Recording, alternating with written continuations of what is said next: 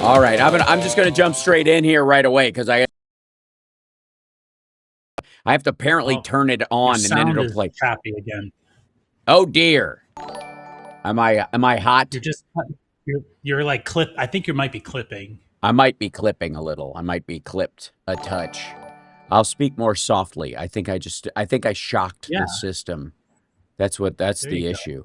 Yeah, if I just go easy, it's just it doesn't like the fact that I'm very carried away. All right, let me bring in Rob Glenn, who's waiting in the wings.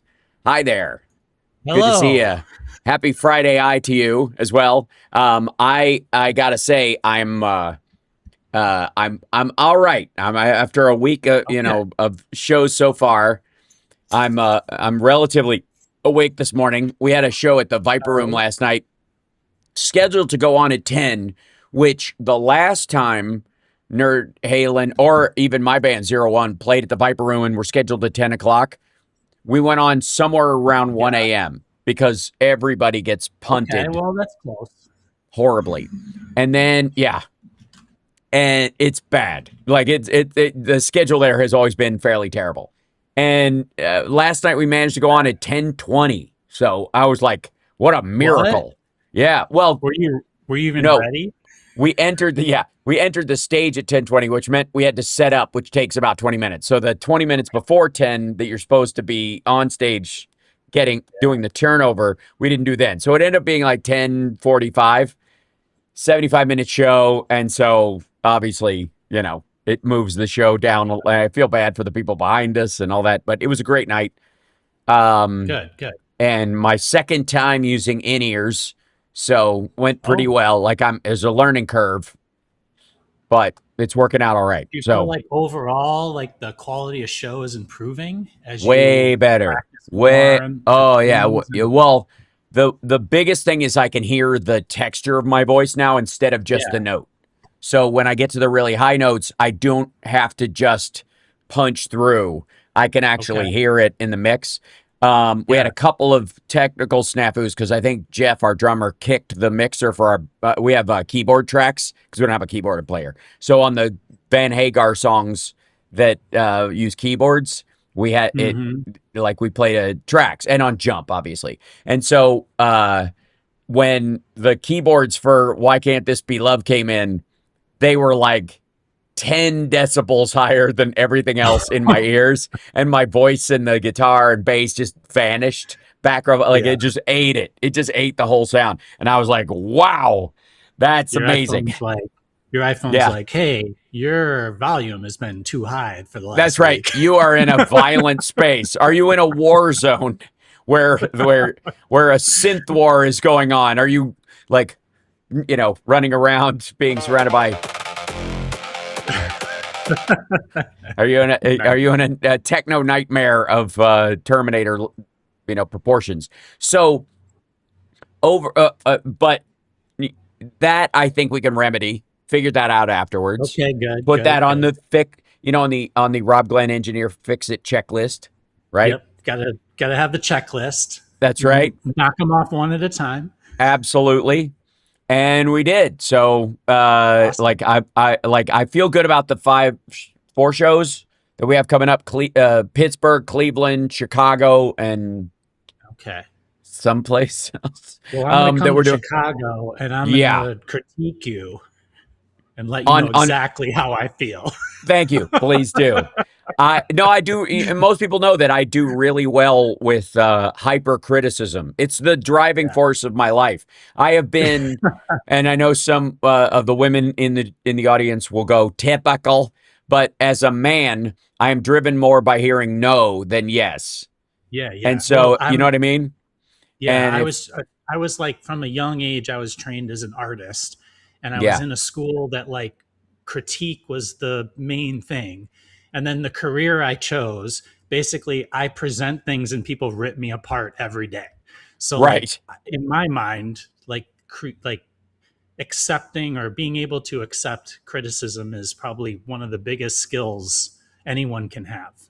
Right.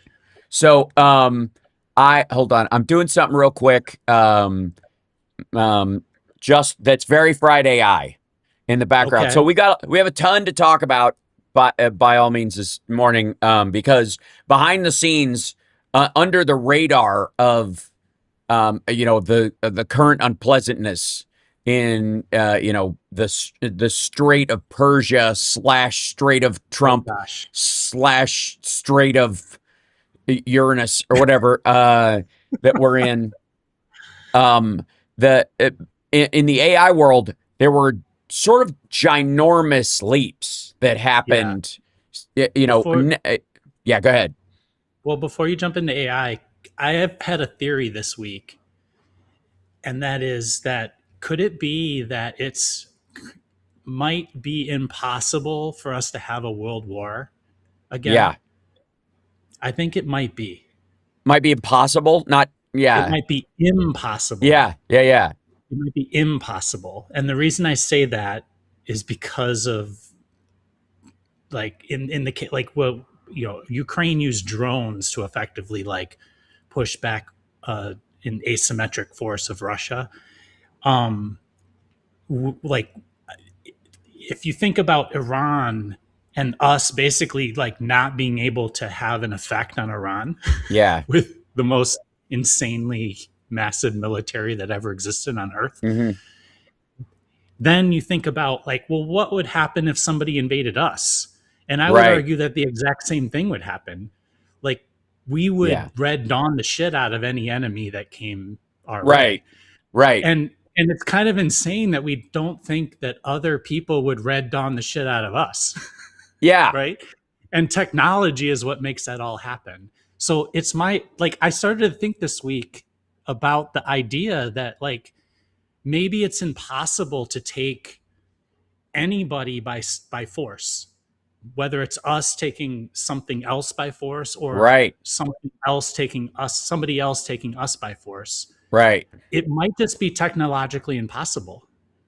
It'll get there, absolutely. And I think in many ways the follow on that you when you experience not just the physical stuff like drones and all that, which can be set to be coordinated, kind of like everything, every aspect of war, either now or already or in the very near future, could be made Mhm. to have a an auto fire last ditch effort aspect to it, like our nukes do.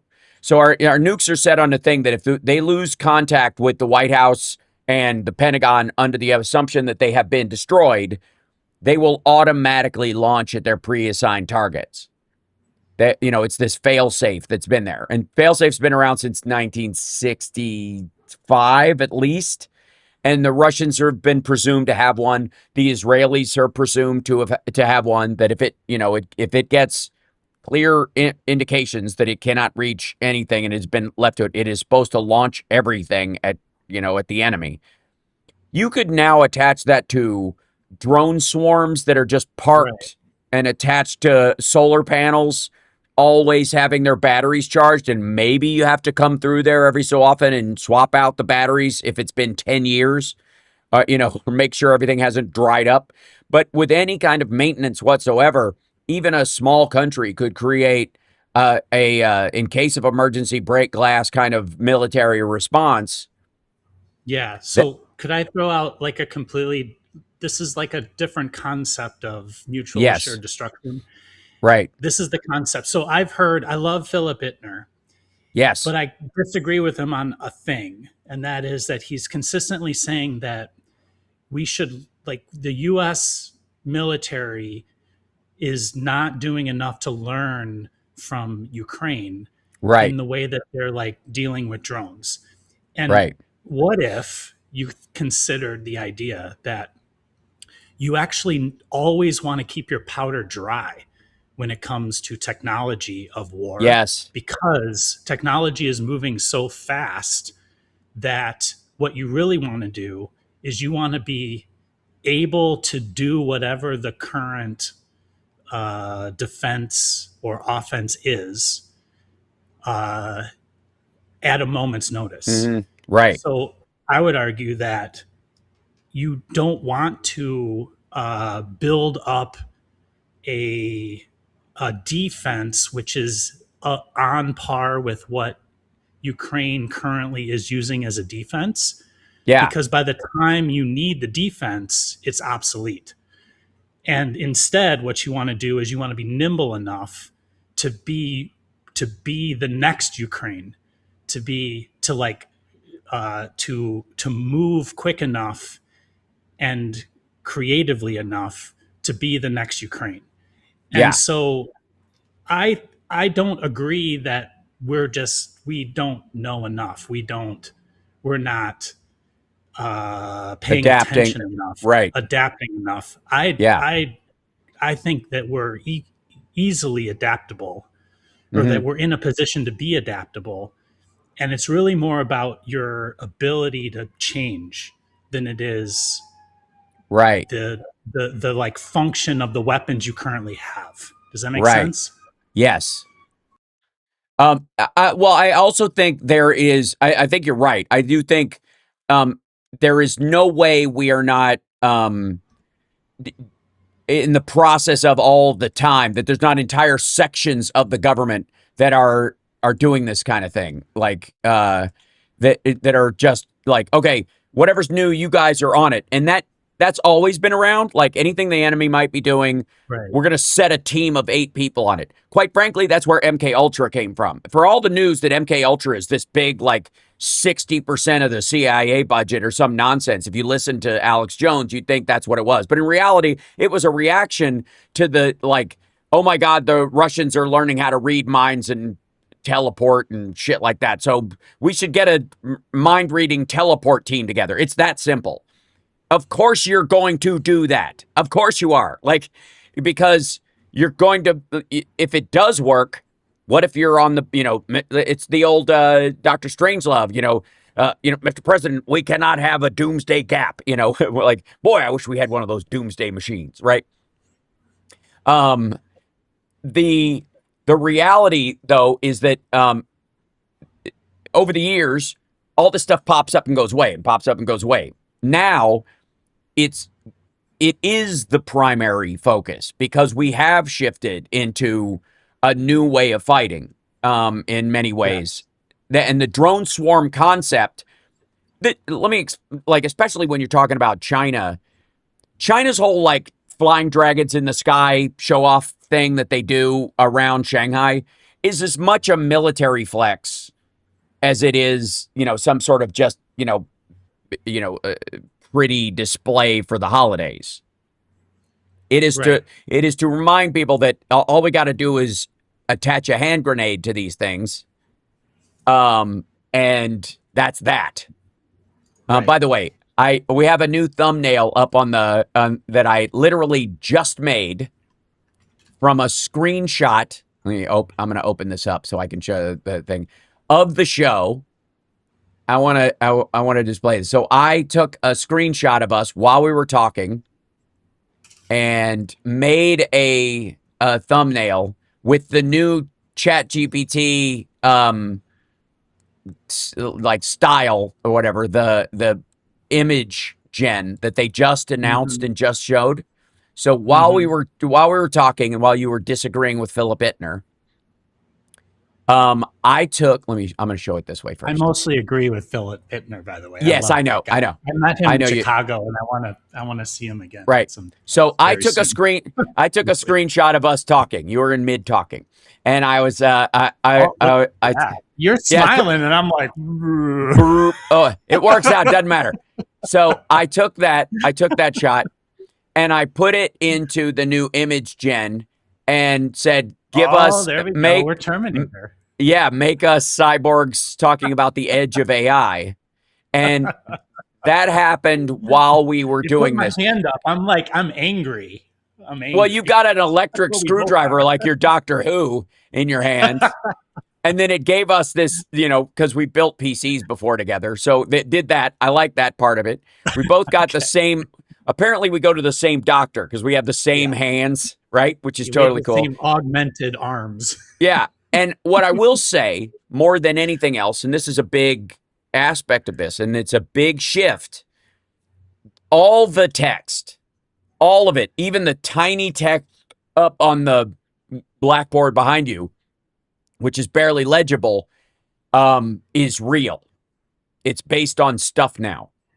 And if you look Yeah, over and my it's shoulder right readable. here, It's not it gibberish. You're says saying. idea, build, disrupt, whatever. And then it's got a little chart or something like that. And then it says building the future because we're building a computer. And it says the edge of AI because what we've been talking about for a bit is like that a lot of this AI stuff is going to go to the edge, right? It's going to go to local. It's going to be very local. And we got a few stories about this week, along with the giant models that are out there. And sorry, let me fix this. On the Facebook, no, on the Instagram side, I have to make sure this shows up. So duplicate on the So vertical I saw a canvas. really cool, while you're working on There this, it I saw is. a really Yeah. cool article about a company that was 3D printing essentially turbo jet engines for Yeah. drones.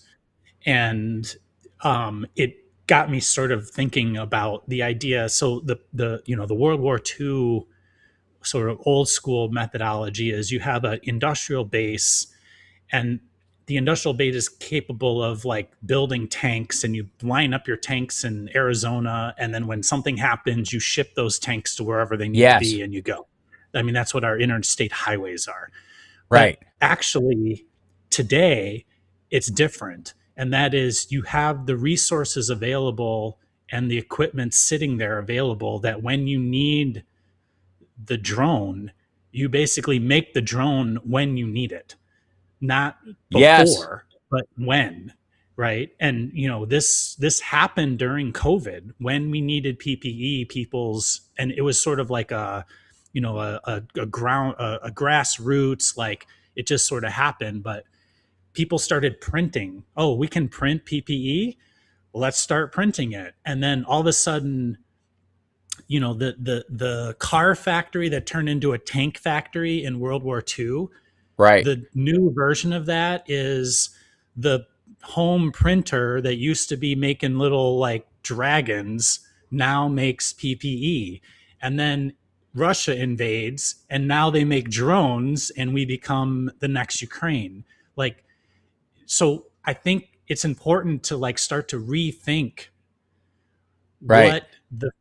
what the future, the possible future of anybody that is invaded, whether it's someone else or us, is capable of doing with technology that's basically sitting in their houses and in their factories and in their whatevers. Right.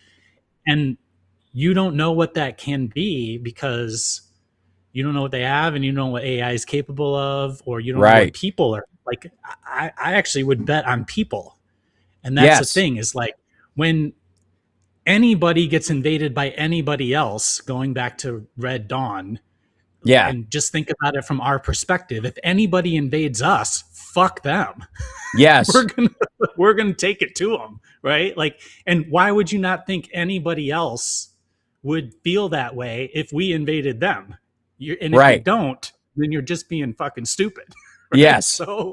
So with technology, I Right. think we just have to assume from here on out that it's not asymmetrical anymore. Like Right. asymmetry is starting to flatten, and you can win without the previously built resources. That's kind of Right. what I'm getting at.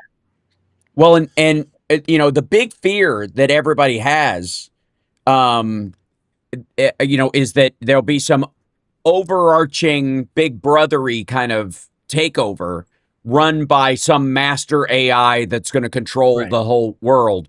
When what's really happening in a lot of this, there's this, you know, this sort of equalization that a model's growth is based on every other model's growth. You look at the stuff that was released this week with Claude putting out design, and immediately ChatGPT puts out their new image gen, Image 2.0, Right.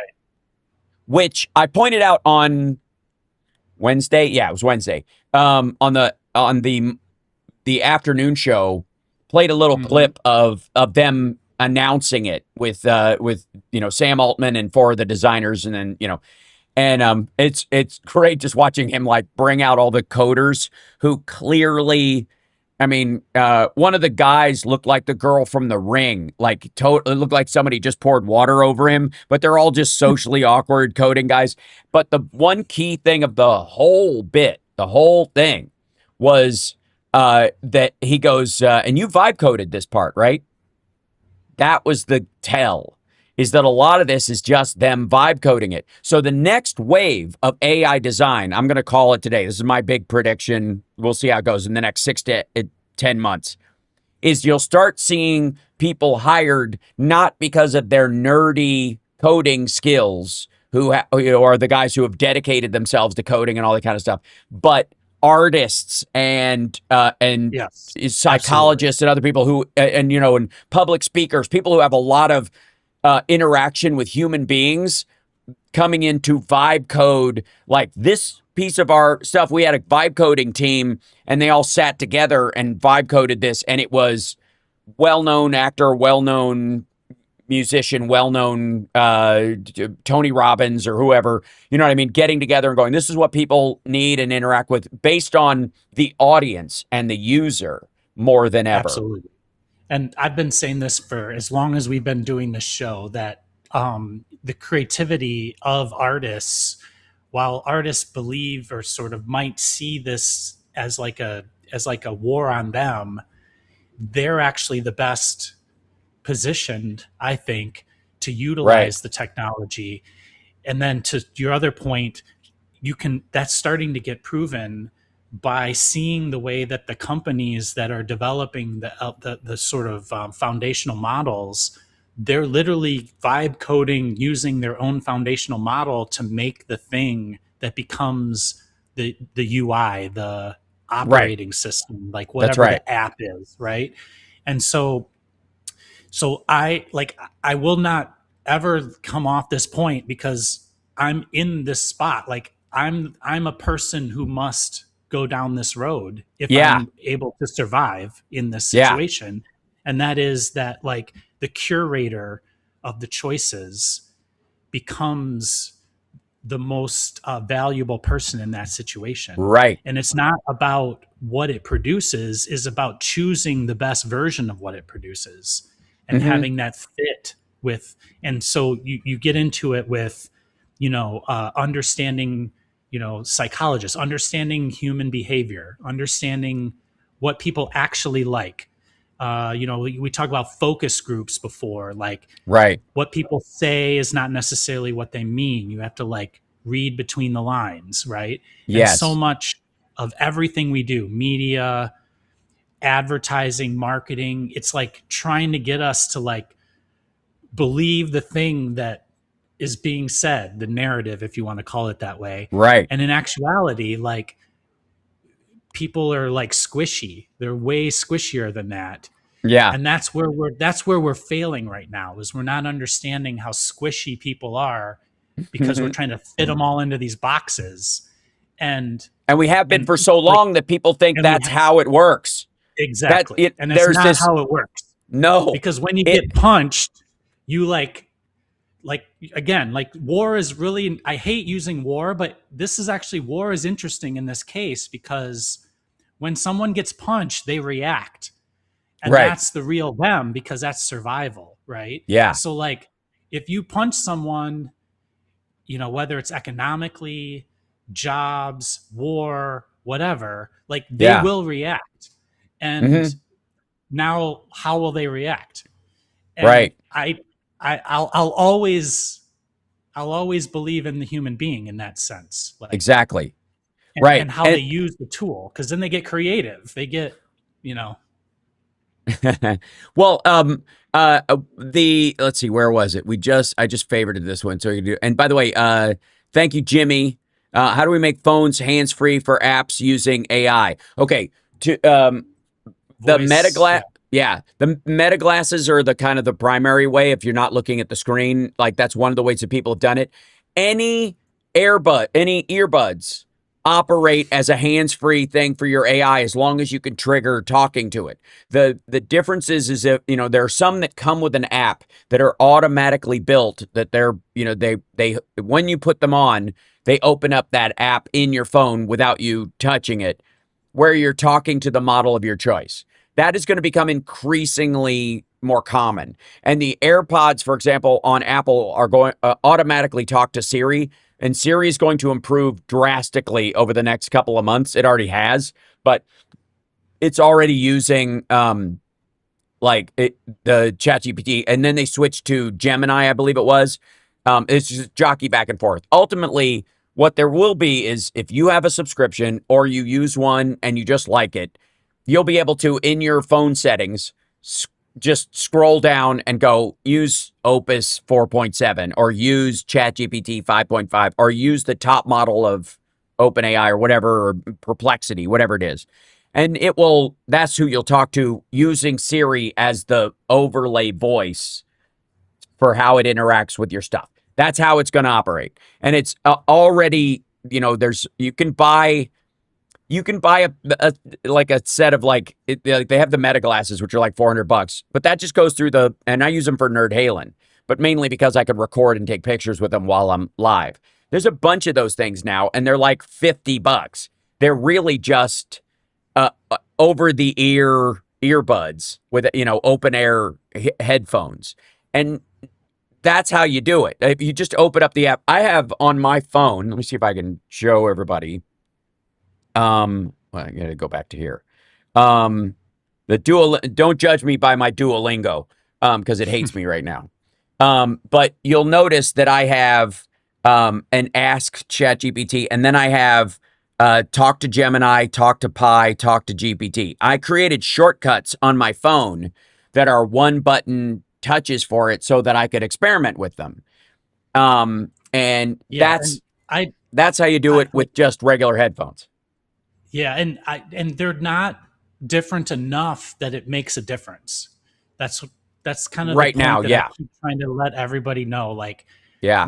there's a lot of choices, but they're all close enough to being the same Hmm. that there's not a substantial like advantage to one or the other Right. at this point. And I'm not sure that there ever will be. And one place to look at to see what the future might look like is actually China, because AI is sort of rampantly available there. And it's this very strange dichotomy between what we perceive as this Yeah. authoritarian top down approach, Yeah. but there's too many people and not enough There's too many people and not enough cops, like in Yeah. China. That's kind of how I think about China. And Right. so There China's could just going never to be kind enough of do. cops. People are And the going to more kind cops of they do put what they up, do. the worse it gets. But yeah. Exactly. So as you know, all the things you hear about China, like throw them away for a second and just realize that there's a whole bunch of people there and there's not enough cops to come arrest them all. Okay? So Right. like just think about it like that for a second. And if there's a whole bunch of people there that just are kind of like, yeah, we're just going to run rampant with this new technology, which they Right. kind of are right now, Yeah. what happens? and you can start to see like what the future might look like if you just look at what's happening there. Yes. Because as strong as you think our federal government is, we're individually independent, and that's the same thing that's happening across the world, Yeah. everywhere. Like there's not This enough is cops to police the people. There just aren't. right. Somebody's asking if I cut my hair. No, I have it back in a ponytail. It's just still got hairspray in it from the Nerd Halen show last night. And so to keep it in nerd shape, I have to spray the shit out of it because I jump around a bunch. So my hair is basically plastic this morning because it So, just somebody asked, "What's the coolest thing I've made in my 1 meter 3D printer?" Yeah, I it don't has have not it arrived yet. Yeah. but I just showed. I Yes. can't show you guys because it's under non-disclosure. Like it's going to Oh, be okay. patented. So if I show some, anyway, I showed Hal what it. I showed Yeah, Hal it's what it very was, cool. but he doesn't even understand what it is. But it's about a meter wide and a meter. Yeah, it was big. Yeah, it was it uses impressive. the whole thing. I was so mad. When he showed it to me, I was like, carbon fiber, bat suit. Right? I was like, but if I could find like some, moving it across the camera. if I could layer, it didn't fit in the picture. I could layer Kevlar in it. I could create superhero armor, like pneumatic actuators to make powerful legs and punching stuff. Yeah, basically superhero outfit, like 3D printed to fit. Yeah. So I've been kind of like running rampant here. Do you have like stories you want to talk about? Yes, I have. There's news. Well, certainly, there's two big fronts that have come out. One is the model race is blowing up right now because everybody is just jockeying to catch up so that nobody on their platform jumps ship, and everybody has learned how to do it. Like there used to be this thing where if you were on MySpace or something like that, you didn't want to move all your shit to Facebook, and if you're on Facebook, you didn't want to move all your shit, whatever. And Blue Sky is based on the Mastodon architecture, so that all your stuff is actually in that account. So if you decided to move it someplace else, it just stays with you. And we also now know, like most people save stuff on their phone and then upload it. It's because you have storage there. So it's not like, oh, damn, all my pictures are saved automatically to the Facebook cloud and those kind of things. So there's been a huge change in social media where you can jump from one to the other and there's less, attachment. And many people use multiple ones. So there's a similar problem with all the big AI companies right now, is that they're all offering similar tools because they have to, even if they hadn't planned to. And each model iteration, they've got to be ready with the next big bump forward. The only one that really ran into a hitch in the last week or so was Anthropic with Mythos. Anthropic had this new model called Mythos, which was too dangerous to release, is basically the news on it. So they say. Right. That's very important. Just to be clear, it might be true. I'm not saying it's not true, but until I see anything today, I don't believe anything I don't see. Right. Yeah. Especially when it comes to people going, oh, yeah, well, our model is more powerful than anything you've ever seen. It's basically AGI. It's basically ASI. It's basically alive. It's alive. I just have I completely agree. I do think that the element of it was the kind of coding aspect of it, because clearly Anthropic has been leaning into the coding side. They did early. And so is Chat OpenAI though. Right. Codex Yeah, no, is right with them. I completely agree. The marketing is different. Yes. And the interesting thing with Anthropic was the big news, like news around them was they're really good. The Pentagon was using Anthropic's AI, its big large language model, not Claude, but a variation therein, to target places. And since the hitting of the girls' school was considered a targeting fuck up by whoever did it. And by the way, all of this is signed off by a human being. So let's understand that none of the mistakes are laid at the feet of Anthropic anymore, or any other AI company that is involved with them, any more than I like any other like Donald Trump being, Netanyahu whispering in his ear and magically making him like a Yes, zombie exactly. invade Iran. The choices are still being made by the people in charge, and that still matters, and it's gonna Even matter yeah, for even if the it. choice is let Mythos do it, then it's that person's fault.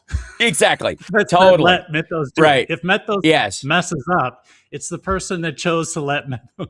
Sorry, that's I right. keep saying Mentos like Yeah, right. Mentos, right. The fresh mocker. Mentos. Um, well, Sorry. I've always said that if you watch the ads for Mentos when they came out or whatever, it's like, Mentos, it will turn your children into criminals. Because they're always like a dude posing as a roadie to sneak in past the guy because he didn't have a ticket to the show, and popping a Mentos is like, this is worse than meth. But anyways, so Sorry. the so Mythos was this, Mythos. well, Thank the you. first story was Anthropic was like, no, don't use our stuff to target things. Partly because don't we don't trust that cooler heads will prevail, and you will check our work, because these things have not, there's still the capability for it to make mistakes. It's only going on the data that you're putting into it. So if you use that as an excuse, going, well, I fed all the data in and this thing told me to bomb that building, they're gonna end up with the blame on their back, which they don't want, understandably, right? Mythos. Yeah, there's our new AI No, I think drug we should of start choice. calling it Mentos. I'm sorry. Yeah, I right. like that. Mentos. Yeah. So, yeah, Anthropic's Mentos. Roxanne asked if Ron waked and baked today. So I'm not sure. Maybe Roxanne waked and She meant baked. robbed. Yeah, she meant I know robbed. she did. That's why Yeah, I'm joking about it. No, yeah. I did not So, wake and bake today. this is super crucial. So, Anthropic said we're not going to let the military, use our stuff for targeting. Right. Largely not because they have necessarily a problem with doing that. Because let's say you believe your AI is really good at it, but you're concerned that somebody like Donald Trump or Pete Hegseth will make a decision based on what they get back from it that will be wrong, and then blame it on the the model. I can understand why they'd go, even if our system is working perfectly, you might decide you want to blow up a girls' school and blame it on us. So screw that. Yeah, We but don't trust I you. I would like to But say that they did that anyway. right. Well, here, It yeah, I you agree. didn't it wasn't AI that did any of that. They did it No, anyway. that was a human choice, no question, because they triple tapped it. We now know they hit that school building 3 times. Yeah, and they were watching from satellites. That's why Trump was saying Space Force is looking down on this and watching the whole thing. They didn't give a damn. They could tell there were children running around, and Pete Hegseth didn't care. He's a war criminal. Period. End of story. It's gross. Um, Now that said, Anthropic says that, look, we don't want to be involved in this. And the response from Trump and Hegseth was immediate, and they attempted to go like, we're not going to let government use any Anthropic models anywhere. We're locking them out of all of our systems. We're not using it. And then, out of spite, like he yells at the fake news, and then that caused Anthropic to have the largest bump in new users since they came on the scene. There were already the Claude boys. There already was a big push. But that piece of news, like, oh, I like these guys. They don't want their shit to be used to target, civilians in war. Okay, good. So they did. They jumped over to that. Then, um, right about the time, like, Trump and everybody at the government was saying no more Anthropic. You can't use Anthropic. We're going to show them who's boss. If they won't, it's like that old Carlin bit about Muhammad Ali. Like, if you don't want to kill people, we won't let you beat them up, right? And they started purging it from everything. So Anthropic announces this Mythos, which maybe aptly names as based on mythology as a concept, names this Mythos thing, and and then all of a sudden, everybody in government stuff, especially like the Doge operatives that Elon Musk has put in there and stuff, who know that Claude is pretty darn good at this stuff, start going, we want access to the Mythos thing. We want that immediately. Like, if it's that awesome, send it our way. And so there's this, now they went immediately from, we're trying to get every Anthropic model and use case out of government to give us access to your supermodel. We want to see it, right? And we know how Trump feels about supermodels. You know, he likes to get in early before they've got their first coverage. Anyways, Yeah, but so only supermodels from other countries. exactly, who can be disposed of like H-1B visas that work, workers that work for Elon Musk. Now, so that was the Mythos thing. It is its own mythos right now. Well, I think Mythos is perfectly named because it is Mythos. Like, Yeah. think about this for just a second. Just a Right. second. Let's say everything you said is true. That means that people in our government knew that this thing was amazingly great at doing all the things they say it was amazingly great at. And they're like, yeah, no, we don't want that. Right. This is the same guy that was like, no, we're going to take 10% stake in Intel because we need to control Intel. And I want to grift off of everything that ever existed. The guy, that group of people saw the thing that supposedly was the most unique and amazing technology ever that could break into anything that could ever exist. And they're like, yeah, no, we don't want that. We're not going to take that. No. Yeah. To me, Trump would be like, we're taking it. We own it. You pay taxes. You're here in the U.S. It's mine now. Yeah. Like the Spirit Airline. It's the Spirit Airlines of AI. Like, yeah. So none of it makes sense. None of it makes any sense. And I'm sorry to all the maggots out there who stumble across the show or view this as the only safe show of mine to watch during the week because it's informative without getting uber political. But I got news for you. At heart, Trump isn't even a royal anymore. He's a commie dictator. He wants to be Xi Jinping or Stalin. He wants to own every piece of every business, and he wants that, and he wants an oligarchy he's in charge of. So sorry, but your dude has devolved into exactly what you said Democrats were going to be while they've been helping your small business for years. Okay, so let me go through each of these because you and I will get caught up in stories.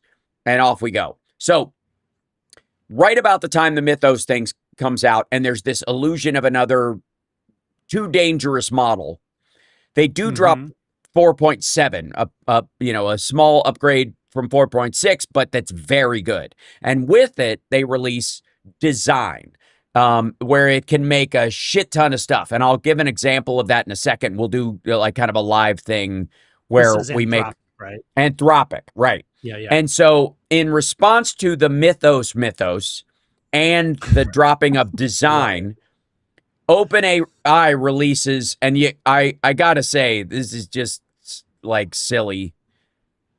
They called their new model Spud. Right. What are you doing? And they're on the heels of having stopped Sora, which is their image generator. Right. They stopped supporting that. On so many levels is just ridiculous. So they released Spud, Mackenzie, which is all we're thinking as Gen Xers. And it's a mid model, it's 5.5. So watch for all the talk about 6 is coming online. Oh my God, right? And it's very good. It's great. And the Codex version, I know you prefer using Codex, the OpenAI coding thing. No, let me be clear. I have no preference. I just use the one I have because my opinion is they're all basically the same. Right. And the switching cost is more expensive than just going with whatever it is. Right. That's my stake. That's my position on it. And because I started at ChatGPT, I'm sticking with it until somebody proves to me that the other one is worth switching. Right. Which is debatable on all fronts. Right. Every single time. And you'll notice right here in the article on Axios, it says they released codename Spud just 1 week after competitor Anthropic launched its latest model. This is how it's going to be. It's just a jockeying to keep the users on board, keep people from jumping ship, you got to release that thing. And they're all developing their own versions of these things at the same time. And this is what they've said about it. This is a new class of intelligence. It's a big step towards more agentic and intuitive computing. It's faster, sharper thinking, fewer tokens, and that's the key. So this is the part that really stands out and does matter. This part, fewer tokens. Okay, perhaps, if you will, you can explain to the folks what the token situation is and why that matters. Yeah, so just to keep it like as simple as possible, but because it's a little more complicated than this, but let's just say that every word that you type in, every single word you type in is a token. So if you had to explain something that was really complicated and it took you, I don't know, like 1,000 words to explain it, that would be 1,000 tokens. And then it's got to take the 1,000 tokens. And we've talked a lot about how they have they send a lot of other information along with your 1,000 words. Let's say they send 2,000 words to the computer along with your 1,000 words so that they can get it to do what they want it to do. And then, so 3,000 words have been sent to the computer. That's 3,000 tokens. Let's say that the computer was only capable of doing 4,000 tokens. Right. Then you would be really close to the limit of how many what it's capable of doing. Now I'm using just 1,000 number. It's in the millions or billions. Yes. But for really big agentic things, like you want to, so any project worth doing, it's a lot of tokens. And so go ahead. The last thing I want to talk about is the thing I constantly talk about, which is every time you talk to the person, it's like you're talking to Drew Barrymore in that Adam Sandler movie. Like it's like a new conversation. Right. So any context you want has to go as words to this thing. And eventually you run out of space, and the space is measured in tokens. It's like Memento. So if you haven't seen it, it's so anytime you hear the way they measure, so you know how like in a computer they would measure it by speed, gigahertz, megahertz, gigahertz, or RAM by gigabytes. You measure AI in tokens. Yeah. And a computer with like even the best video card in the world can only accomplish a task with X amount of tokens. And even if it's 1 billion or 20 billion or 100 billion, it doesn't matter. Right. Even if it's 1 trillion, like in order to get to, this thing that they say we're going to get to, it's way bigger. Just think like we're still small. And so every measure of power expenditure, of like the number of chips you need, it's all measured in tokens. Yeah. So the the energy use of each token matters. So think like for the lack of the analogy I would use is like, imagine if every token required a tablespoon of gasoline. Right. There you go. That's exactly how you think about it. Right. And then, so if you've got, thousands upon thousands, you could see where the energy expenditure and why people are worried about the climate impact and all these kind of things matters, right? Why you're like, holy shit, if this is really starting to add up, and the more complex the stuff you're doing and the deeper the context window, we're now talking about barrels and barrels of oil for some of even the simplest tasks, where every word takes a tablespoon of gasoline. Then it requires to drive for a year for everybody in the U.S. Exactly. Right. It becomes insane. Right. That's what they're saying. Right. And now, and everybody was like, and that's just going to get worse, exponentially worse, as these things can do more complex things. The context window gets bigger. The memory gets bigger. Their draw on the memory gets bigger. So every tablespoon of gas you put in for a new word is 25 to 100 tablespoons for every word it has to remember to contextualize that word. So it gets like That's why they're like, we're going to need 3 times the amount of energy produced on Earth, and it's going to, So the whole world's going to be a data center and all this stuff. And the dumbest part of this, and this aggravates me so much, because I've been telling people for a long time, and especially my climate conscious friends, that not only is all technology deflationary, and the whole purpose is to get it to, be faster, cheaper, smaller, all that stuff. That's, I mean, think of use less computers in the power, use 50s. less Right, gas. right. But the primary thing is to use less, like the battery usage thing on laptops, for example, because you used to have a battery that could last you like an hour. You could finish something, but then, we used to have in desktops, you basically have a little like watch battery in there that kept the clock going for when you turned it on next time, like a clock radio, it would still know where the fuck it was.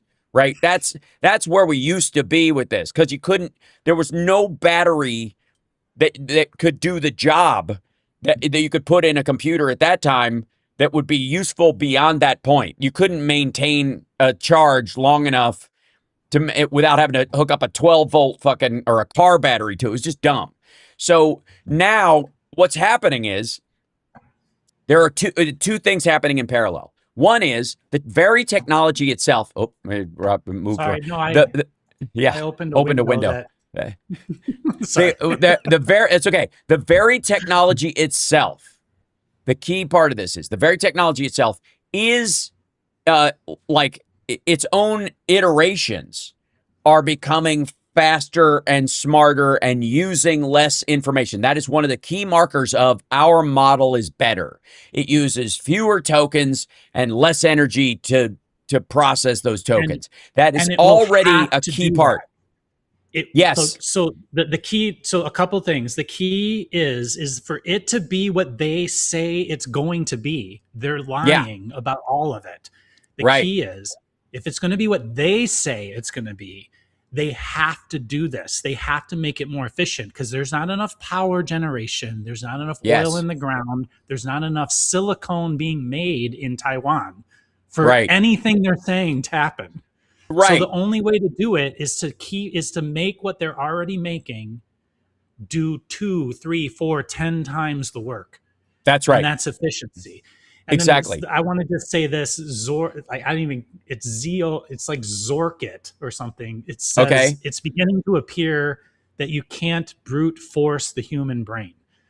And that's exactly the way to think about what's happening. Essentially, what they're trying to say is that if you just put enough power and silicone and oil and wind and all this other shit, and you just dump it into our center, once we get a certain amount that is sometime in the future, then we will be able to mimic the human brain. And that's wrong. Mm. And it's proving to be wrong in the way that things are going right now. So the only way to achieve this thing that we're doing is to become more efficient. So the original, so one of my favorite scenes in the world is in the Adventures of Remo Williams, where Remo they've just named him from a bedpan, and he's sitting in the office with the only 2 other guys in the organization except for him, and there's a computer on the desk, and the guys they walk past on his way into the building. This downstairs, it looks like a bank, but it's rows and rows of these reel-to-reel computer systems from the 70s and 80s, right? By the 80s, they were all the size of a refrigerator, a giant refrigerator, but just like rows of like the crates in Raiders of the Lost Ark, just going till you lose them in the horizon. You guys will remember that? Okay. So imagine if someone had told you that now governments all over the world are going to use those reel-to-reel computers, right? And they're all going to need them to run their nuclear programs and their energy grids and track people, and they're all going to grow these giant systems. And the polyester and mylar they used for the tape itself, and the ferric oxide that they used to like actually put the information on the tape. Those two things became the most important materials on Earth. And you're Right. like, we're going to run out. We're going to use all the oil in the world to make the mylar. We're going to turn it into naphtha. There'll be no more gasoline. You're going to have to use it all for the tape systems. And we're going to mine all the ferric oxide out of the, like, wherever we can And find it.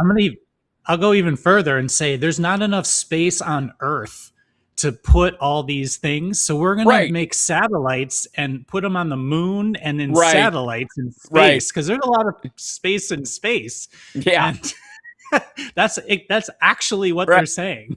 Yeah.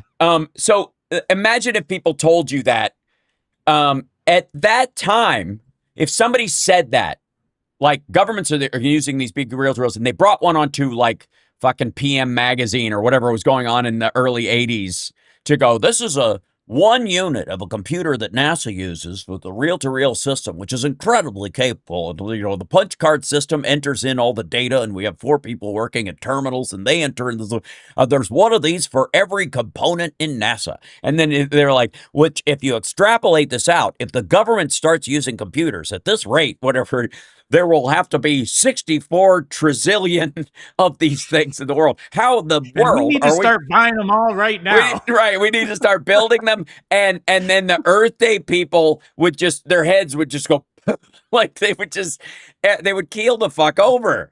It's just as stupid to assume that the power drain on modern AI factories is going to be the same by the time the ones that are being built now are finished. That's why they're killing all these data centers that they're building. The assumption, the stupidity is not in my concept, my mind, the assumption of it. It's the idea that you would think that without the there aren't the resources. There isn't the money. There isn't the resources. There isn't, it doesn't exist. So to think that you're just going to like convince everybody that something's going to happen when it's literally impossible. There's like not enough matter to make it happen. Yeah, it's just like, so what are you going to do in that situation? Does anybody think they're going to just stop? Like, well, we've ran out. Like if computers, we ran out of fucking ferrous oxide and we ran out of mylar, and you're like, well, I guess that's the end of the computer thing. No, what happens is what we're actually seeing, which is so dumb. NVIDIA's like, yeah, you know what? If you want to do AI, you got to buy our chips because we've sucked up all the capacity for making chips. And so what happened? In China, they're like, yeah, we got a bunch of these old cards that you bought, that you purchased from you. So we'll just make it work on those. No problem. You guys go ahead and make all your new stuff. We'll just make ours work on the old. That's what's going to happen. And that's what is happening. Not this isn't like predictive. You can just see what's already happening. Right. So the trick is, and this goes to this because way to accidentally dovetail into another story. All right. Well, maybe it wasn't an accident now. No, I don't think so. I think you might be AI at this point. We don't know. Until I see you in person, I don't believe it. So one of the things that everybody's been talking about is like the power of NVIDIA. Like this, like now NVIDIA is going to be the new oligarchy that controls all the chips. And so right after that, Intel announced that they are creating their own NPUs and TPUs. Like basically the TPUs are the training chips. That's what the T is for. And the NPUs are neural. That's for the running of them. That's what the N is for. And those versus CPU, which is computer processing unit, and then GPU, which is graphics. And the graphics and NPUs are almost identical. So it's just a rebranding almost on those chips. But the Amazon at one point said, we're never, for our AI that we want to build to run all of our logistics, we're never going to be able to buy enough NVIDIA chips for it. So we might as well just start making our own. There aren't NVIDIA chips to buy. It's yeah, not they're that out. They couldn't buy them. They don't exist. Right. Yes. So Google, Amazon started making their own. They started making their own TPUs and then selling them when they had overage to other companies, smaller companies or Amazon affiliates that wanted them. Google is now doing the exact same thing. They're all building these things, So is and Meta, by the way. yes. Well, we'll talk about Meta's horseshit in a second because Well, I'm not they saying are that they're not horseshit. I'm just saying right. that they're also trying to make their own Yes, TPU. because you can't. They're not there to be bought. They don't have them. They Right. just don't exist. And so if you're going to advance, you're going to need your own new yes, the CPU is central processing unit, but like I just use the shorthand for that's for the computing, G is for graphics, N is for neural. This just helps people remember the difference if they're throwing them all around. So yes, very well done. But Isn't T for like tensor? Isn't T um tensor? yes, but No. they're the training ones. So that's what I'm trying to help people remember Okay. because it doesn't matter. Like, we're not building these things. So but they rolled out these new AI computing accelerators, which is another way of saying training.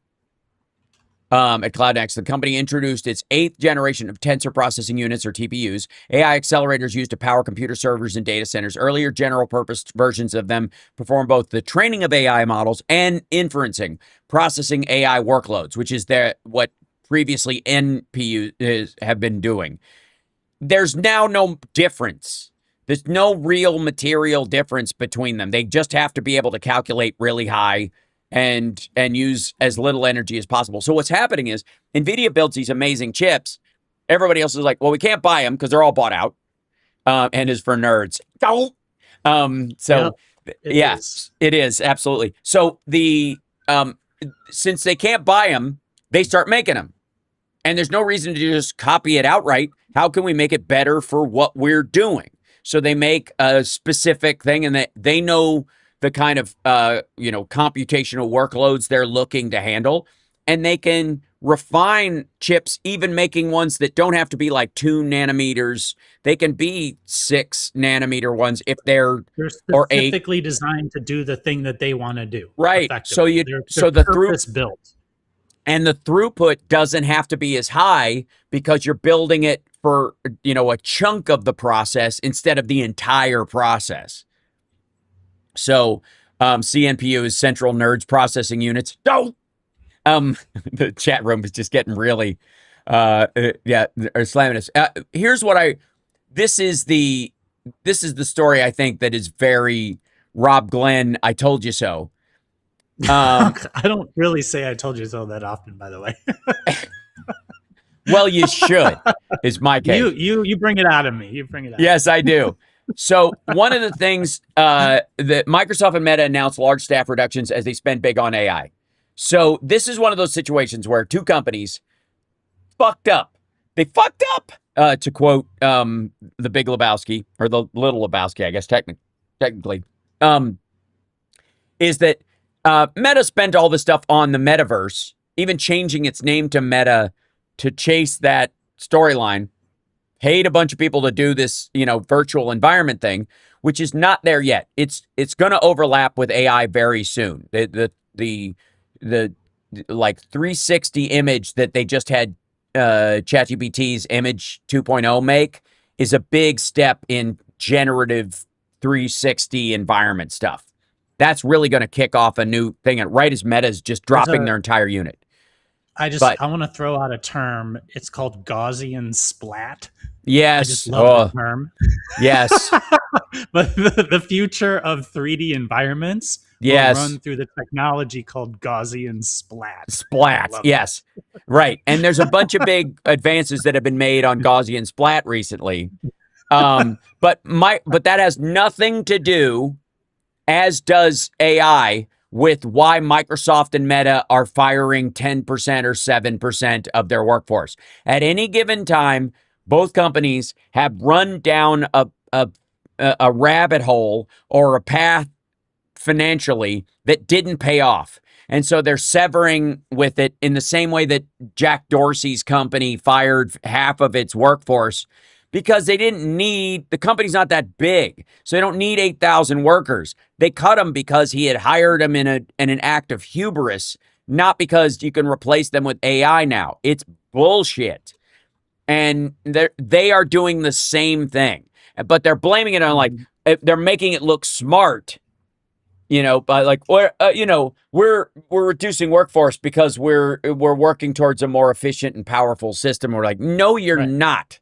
You overspent in an area, you made a mistake, and you need to let your investors know that you overspent, and you don't want to do that. So you go, you know what, we're just being even more efficient. This is even more of a reason to invest in us because we're ahead of the curve. And they aren't by any means. These blaming Yeah, AI for your giant work, they're yeah, ramping up layoffs. and down to like react to market trends, basically. Like Right, they're trying to create products or destroy products that are working that they might sell in the right. future or that are not working. That's right. So so them firing people, and this is just them using it as cover. Using AI as cover for the mistakes they made. So, Yeah, and all of this okay, is like the thing that I want to sort of really focus on in this case is that AI is both oversold but still amazing. Like, so right, don't like we don't want to binary this situation. Also, jobs are going to get hurt by AI, but they're going to also change dramatically. They're going to like shift into something different. And so just as soon as these companies drop employees and then the next big thing comes out, they're going to ramp up to support that next big thing, right? So right, like these are all in general these will probably be trends that happen. And going back to the idea of like what the whole problem with AI is, which we've been talking about, which is they keep overselling it when there's not enough resources to actually do the thing. We will adjust when we realize that like there's not enough customers to buy the products that they need to sell to be profitable. And if they're not right. profitable, they can't exist because Yeah, that's the structure of our economy and our country, right? So like these things will have to adjust. yeah. So, and then we've seen, they had the DeepSeek freak out, which by and large, DeepSeek was effectively um, vibe coded from It was ChatGPT. like use the LLM that they made to Yeah. make my own LLM using Buy their their 3D LLM. printer and use it to print parts for a 3D printer Sort that's of. Yeah, I cheaper. mean, you're learning from the tool to Yeah. make the tool. Yeah. And you're Which is the and they one got unique thing they about this, right? they got pretty close. Like they did pretty well. And that's why you shouldn't ever think that there's like this. That's why mythos is kind of bullshit in my opinion, because Right. like again, like if it were as amazing as they said, then why wouldn't they fire everybody and just turn the Yes. computer on, right? Right. Yes. If it were what they said, why do they have Hmm. any employees at all? Hmm. Just use the fucking thing that you designed. If it was as good as they said, why would they sell it? Use it yourself and Yes. take over Right. the fucking world, right? Right. But it's not, and that's why they're selling it because it's a Yes. product, Right. And they're selling it before they're selling it. They're like, well, we right? shouldn't release this. It's just too dangerous. But it's only But available we're in going our to give it to Pro our Max. friends, Yes, right. right? We're going to give it to all the other big companies and none of the Right. small ones. Because to my point, if Anthropic actually had the thing that they said and they released it and it Right. destroyed all their customers because everybody broke into their customers and destroyed all their computers and hacked them and did all this Right. stuff, then Anthropic would have no customers and the entire world would stop existing, I guess. I Right. don't Yeah. know. I We'd don't. go Yeah. back to like, growing mushrooms in the backyard. I Yeah. don't Right. know. While waiting for the AI to send a Right. fucking But bot it's a to bunch of elect. bullshit. Like You are they're using like too much electricity. I need it to think. Zap. Like they're Daleks or some shit. And it's just so dumb. One of the the fascinating part is that the Skynet or the Whopper from or Womp, I think, from War Games. Um, mhm. all of those things had less of the computing power and understanding than the baseline LLMs that were released to the public 3 years ago. Mm-hmm.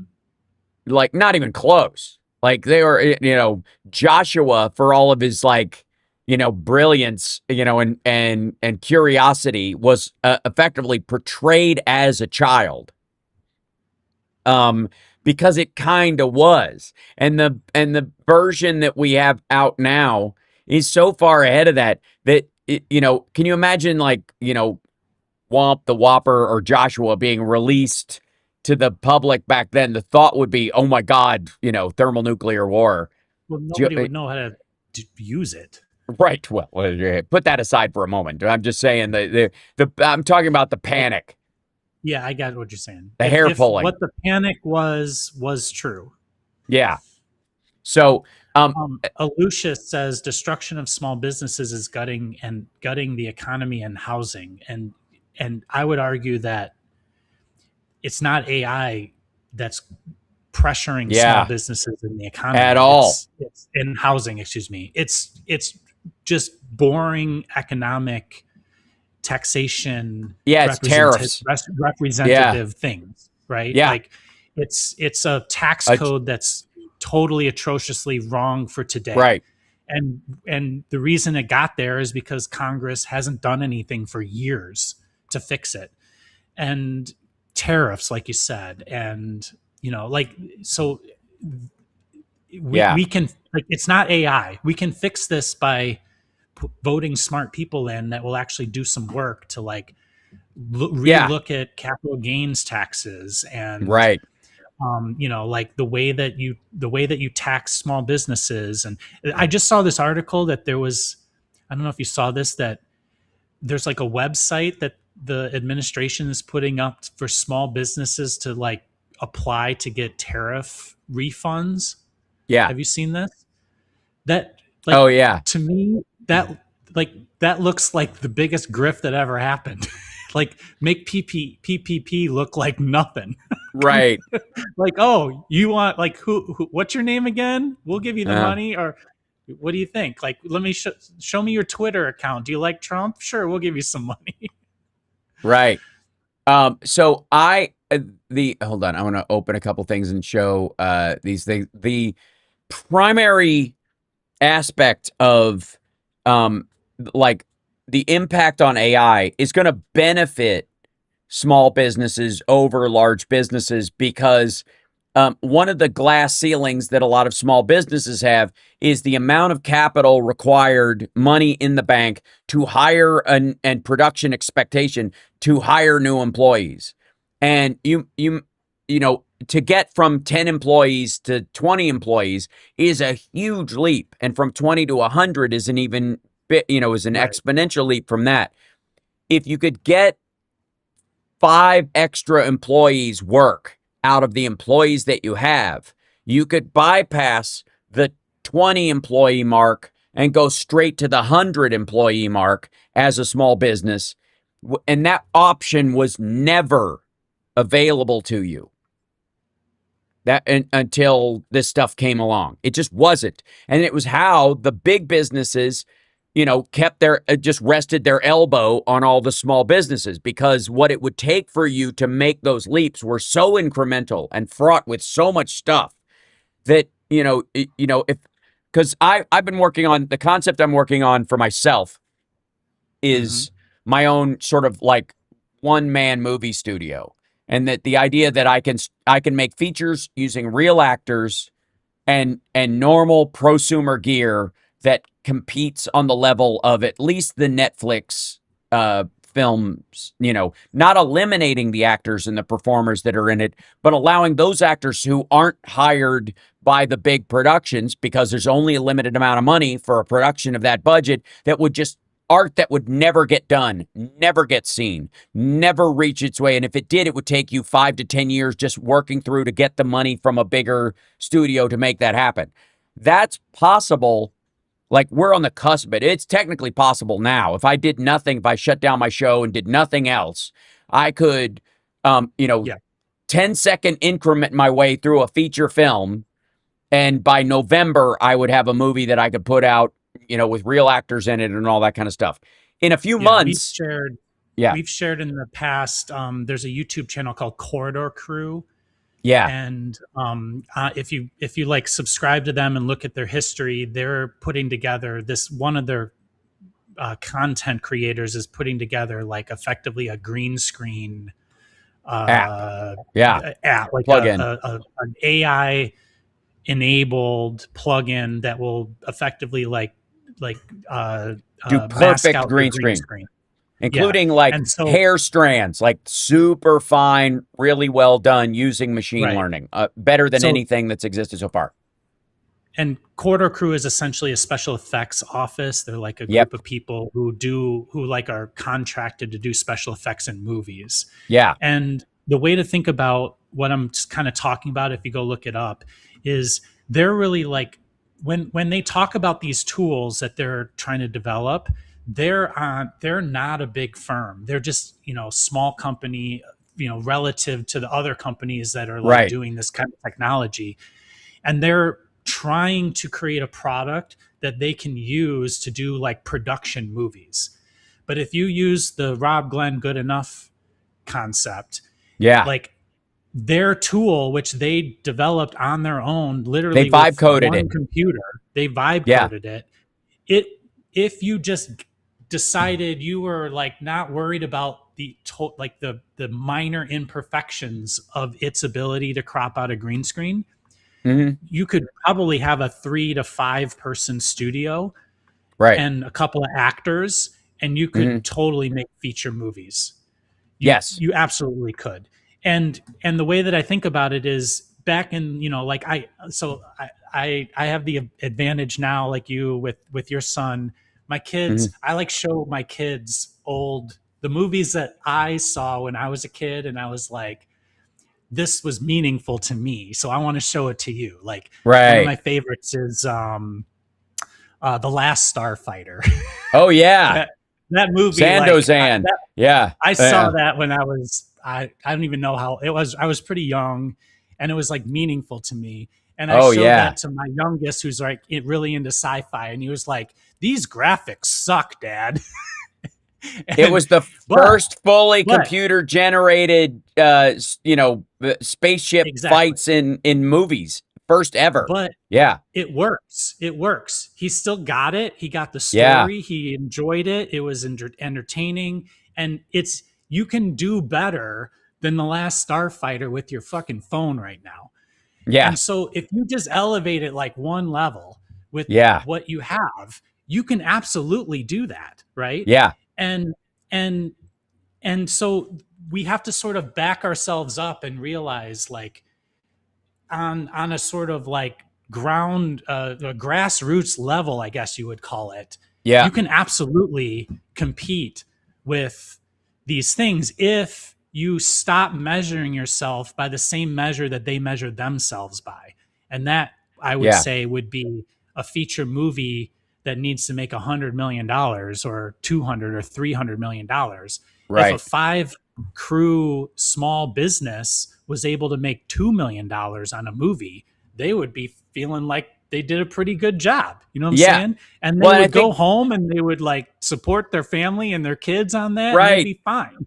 Yeah. And I And would like to that's make a point that's the way to that remeasure it, I think. there will always be a step up from the giant production companies who have the money to spend and they have the investors and all that kind of stuff, and they will get the stars that you can't just replicate in your movie without getting sued and all that stuff. To they'll pay the big bucks to get the people that, but there is a level to which if you want to make a movie of your own, you're either shit out of luck entirely because it's just the the necessary technology and material stuff that you need to make the movie a couple of years ago even just didn't exist. Like now everybody's like, you could shoot Right. something on your phone and it's great, and that sort of, but it would also require more of your life than actually directing a movie if you had Right. one, or being one, Totally. because you don't have any of the backup. You do all the editing yourself and stuff, and it is possible, but it is becoming easier where you are eliminating the stress of the workload and making do to the point of being truly creative iteratively, like that you can, Yeah. and Well, yeah, the tools this is available where to you. Yeah. when you're a small company, an individual, you have to like accentuate what you're great at Yes. and minimize or reduce the things you're not great at to either cost very little or just forget about them. Don't worry about them. And Hmm. art can exist.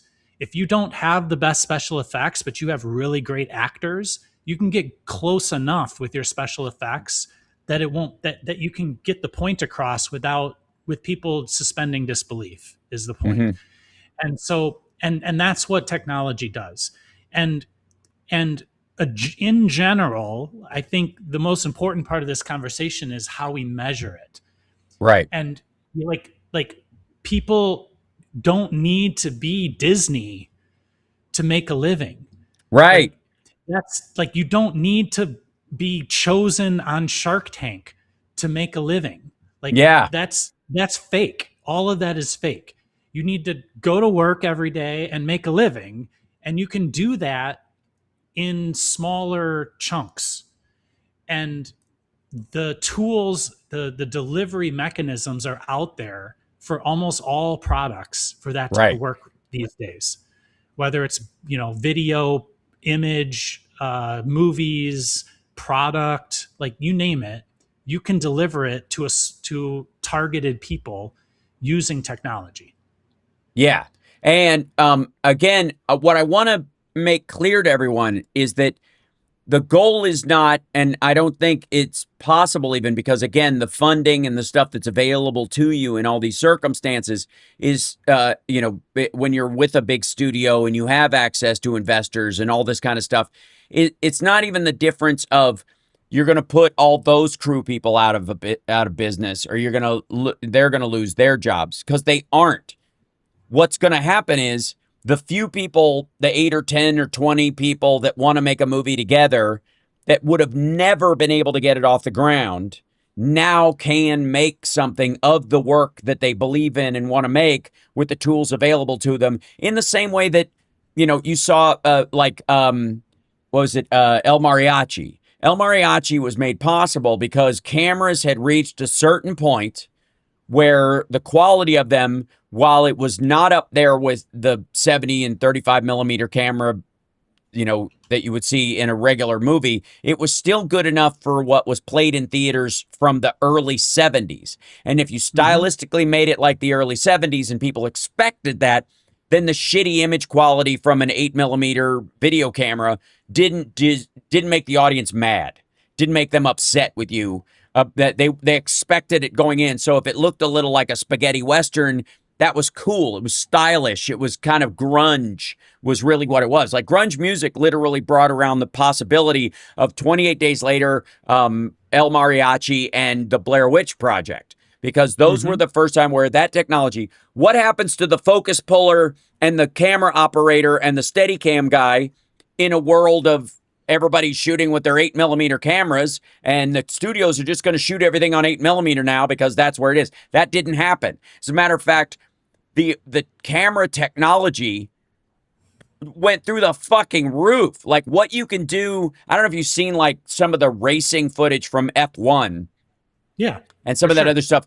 They literally, and Mad Max Fury Road, where they literally had a camera on a crane on a stabilizer come over and attach itself to another arm so that it could drive away.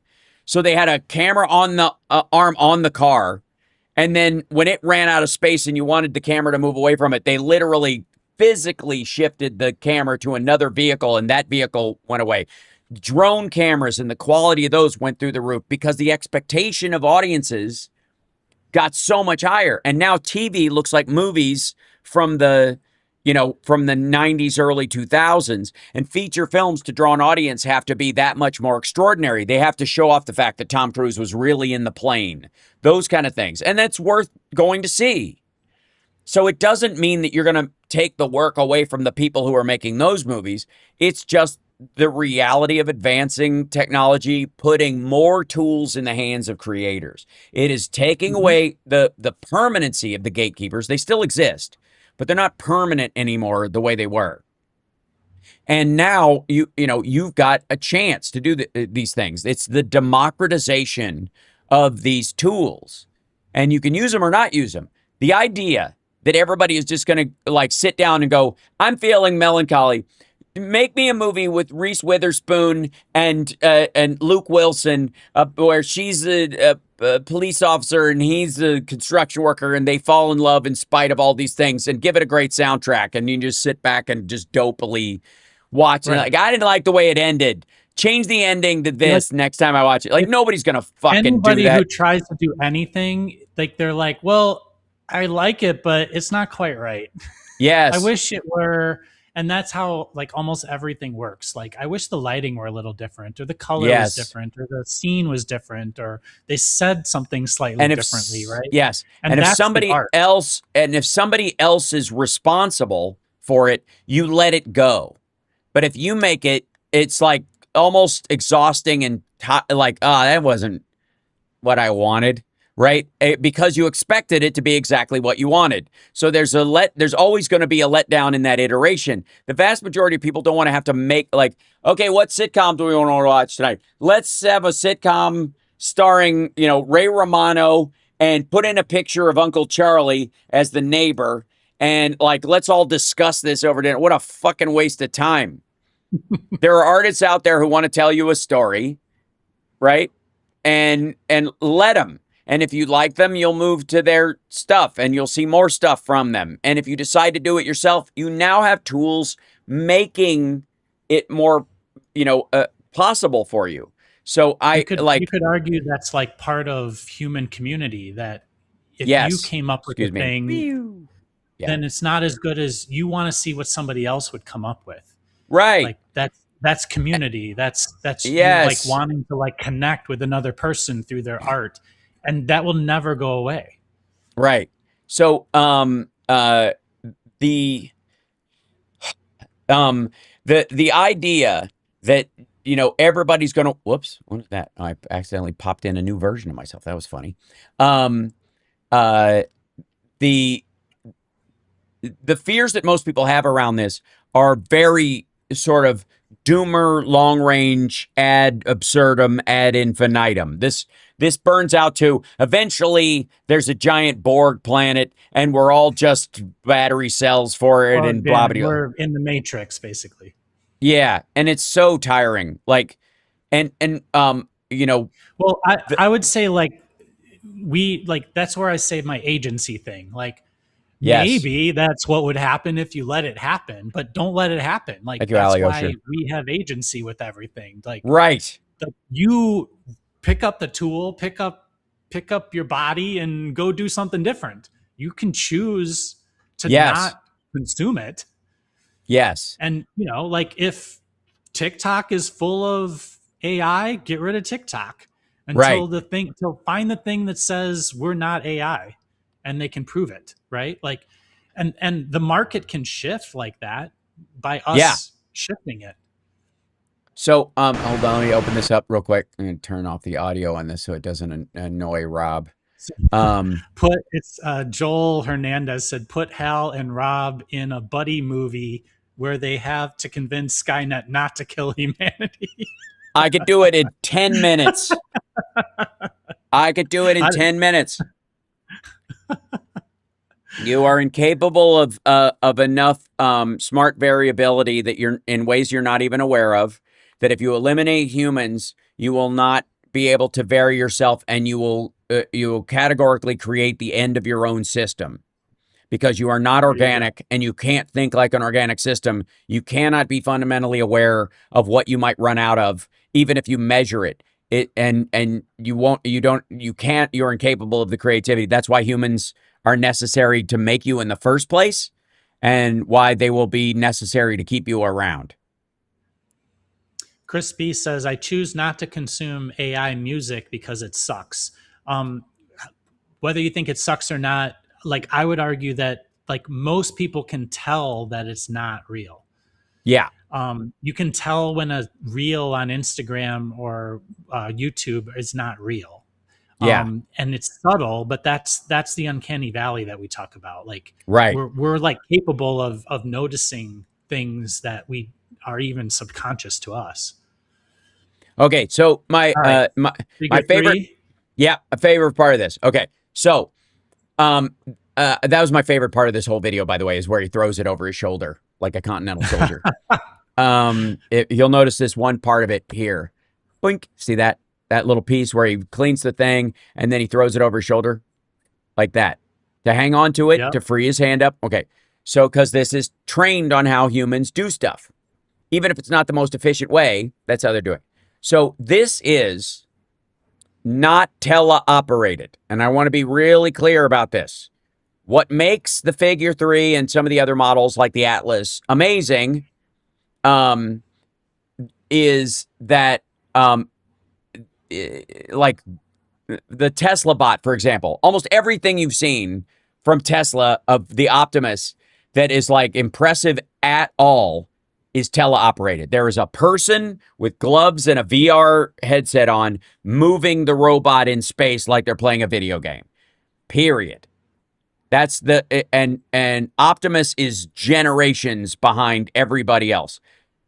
Musk just is talking about, well, I don't know if he's done it or made an offer yet, but he's talking about buying Cursor, which is one of the vibe coding apps that people use to make software, because Grok isn't capable of iterating a codex or a Claude code like the models that Anthropic and ChatGPT have. It's so far behind.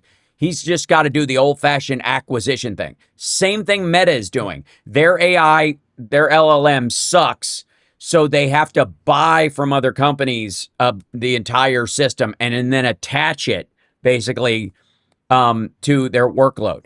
The difference between Figure 3 here, which they're working on Figure 3.5 or 4, I don't know when they'll show the next iteration of it, is that this thing has been trained on how humans work. It's been trained in an environment to, clean like a cleaning person, fold laundry, do all kinds of stuff. And it does it without human interference or interaction. They just tell you to do it, tell it to do it, and it does it. This is happening right now. All of this stuff is happening behind the scenes. What NVIDIA is calling physical AI is the embodiment of an AI system. Is that in your house, more than likely, you'll have an AI that runs the house. I've been building one called Moon that is going to be my house AI, and it's built on Home Assistant and a couple of other things that it can interact with that and is the primary, it's the AI of the house. If the house had a brain, this would be it. And it will communicate with my little vacuum cleaner. I've got a Roomba that's like a few years old, but still works fine. And it will coordinate those things. And I named it like Moon because of Summer's, affinity for all things NASA.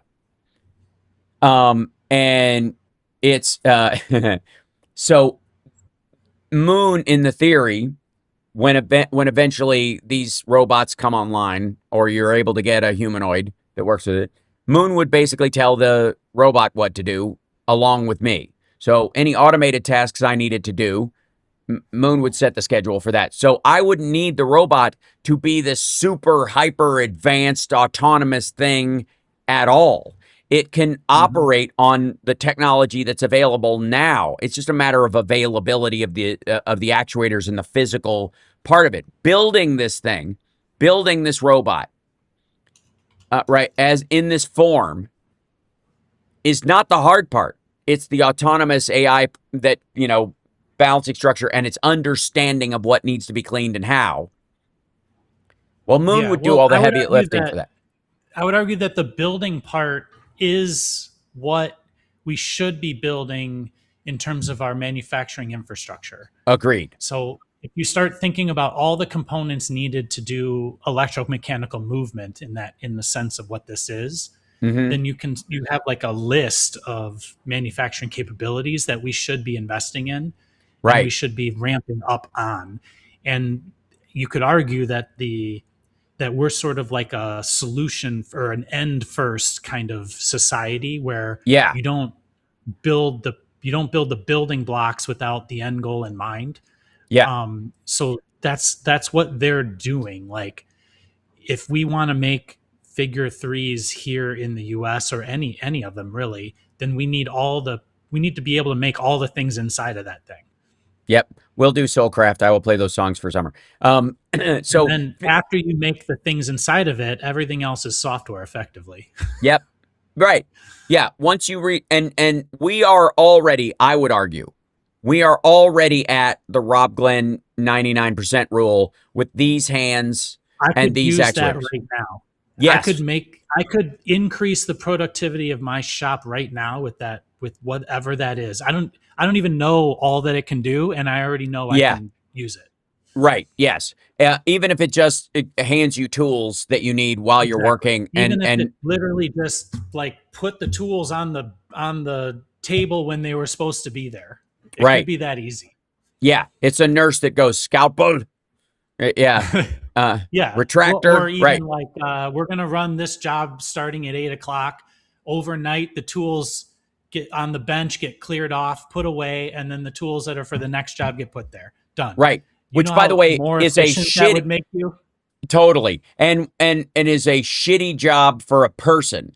So the idea that you would hire somebody Yeah. to do that shitty, thankless, dark job in the middle of the night is absurd. And if you did hire someone, it would be as a coworker and a co-creator and a collaborator, as opposed to, Yeah. and even then, like, you could still mentor or intern someone and just have them do those tasks where useful, but it wouldn't be Absolutely. necessary. You could move them up the ladder much faster in your shop Yeah. than just having them So do shit grunt work to make we themselves do the worthwhile. Yeah, we do something called lights out manufacturing, which is basically the shop is always going, whether we're there or Yeah, not. So the idea is that you basically like feed the machine. You just need to keep it going, and you yeah, don't have to be there all day. In fact, in some cases, you may never have to be there that day. right. Or the job is not necessarily 9 to 5. It's whenever I need to be there to keep it going. That's when I'm going to be there, right? Mhm. And so we hire people with that in mind.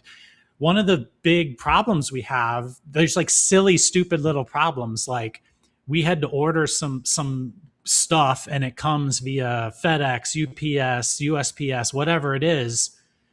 Well, you have to be there to get it. Right, If the doors close, maybe they don't leave it behind. So like, there's one little example of something that catches us all the time, that we right. might not have the right stuff at the right time. If we had Yeah, a robot that could answer the damn door, yeah, like yeah. it would change our whole lives. Just that one Agreed. thing. Yeah.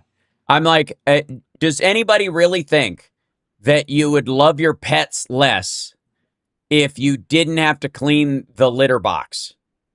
There you go. If a Like, robot cleaned the litter box and added litter when necessary and didn't right. mind, didn't care, didn't gripe because and it could even walk up to you and go, my hands got a little messy doing that. Can you help me with that? And you wash their hands off a little bit to make them, clean so they could do other shit. I Literally. think I would try to teach my cat to like go number 2 right in the robot's hand, and then never have a litter box. Sorry. And I just picture the robot going, ow, ow, ow, ow, running behind your cat, He's like trying to walking catch up. behind it. You could tell when it's starting to, ow. Oh, okay. I got you. Go.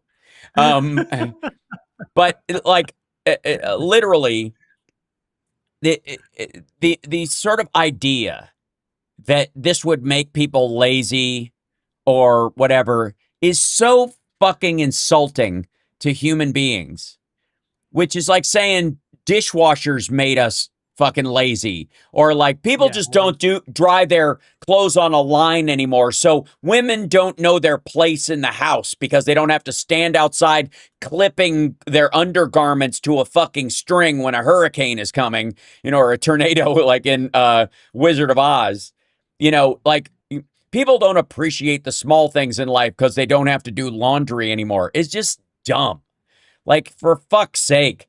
And there are things worth doing that get the time doing those things gets taken up by the drudgery of life, especially in the what I would call the middle class world, that keeps a glass ceiling on their their the expansion of their lives that rich people have always had. They've always had butlers. They've always had chefs. They've always had servants. They've always had tutors. They've always had somebody to answer the fucking door, like Alfred at Wayne Manor. And you take it for granted. And the idea that, like, those people were made lazy by the fact that they had people doing that is ridiculous.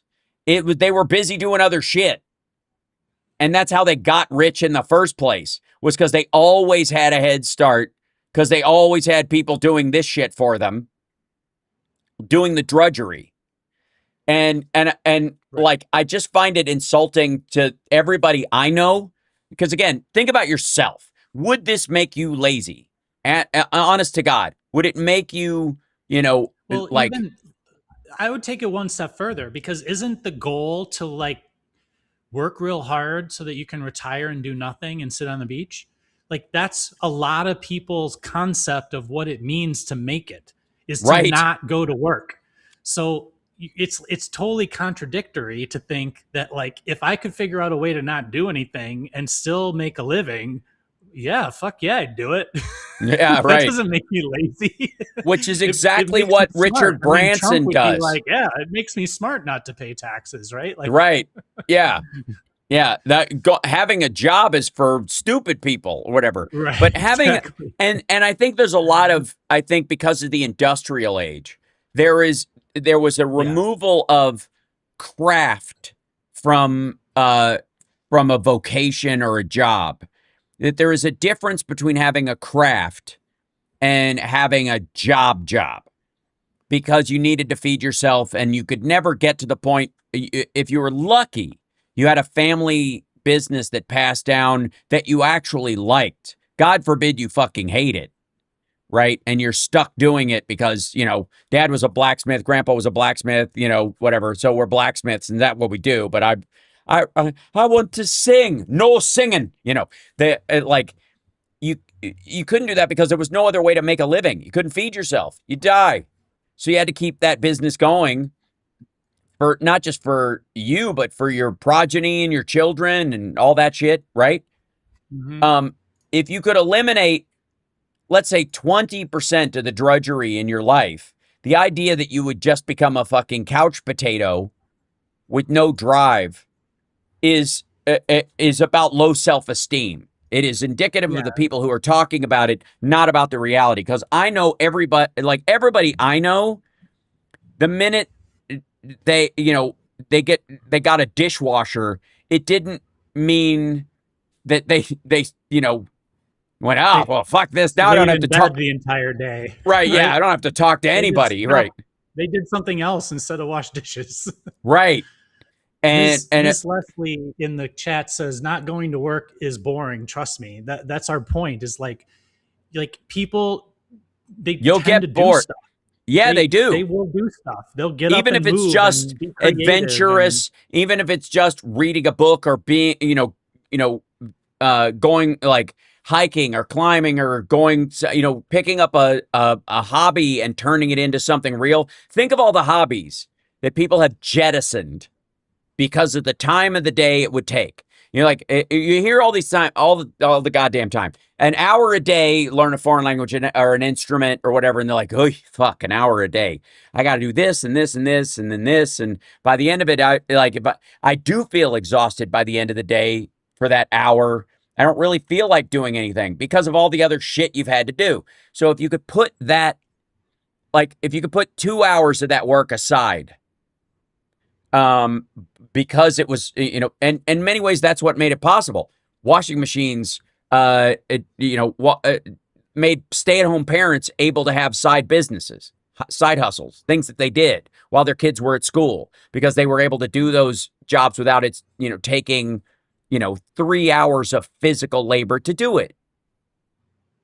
So, again, I find it kind of insulting and more indicative of how people feel about themselves or other people. You're either projecting upon other people, or you don't, you just don't think of yourself as somebody who's a go-getter or something like that, or you just believe the world is full of lazy, shitty people, and that's just nihilism disguised as cynicism that a lot of people have, habitually.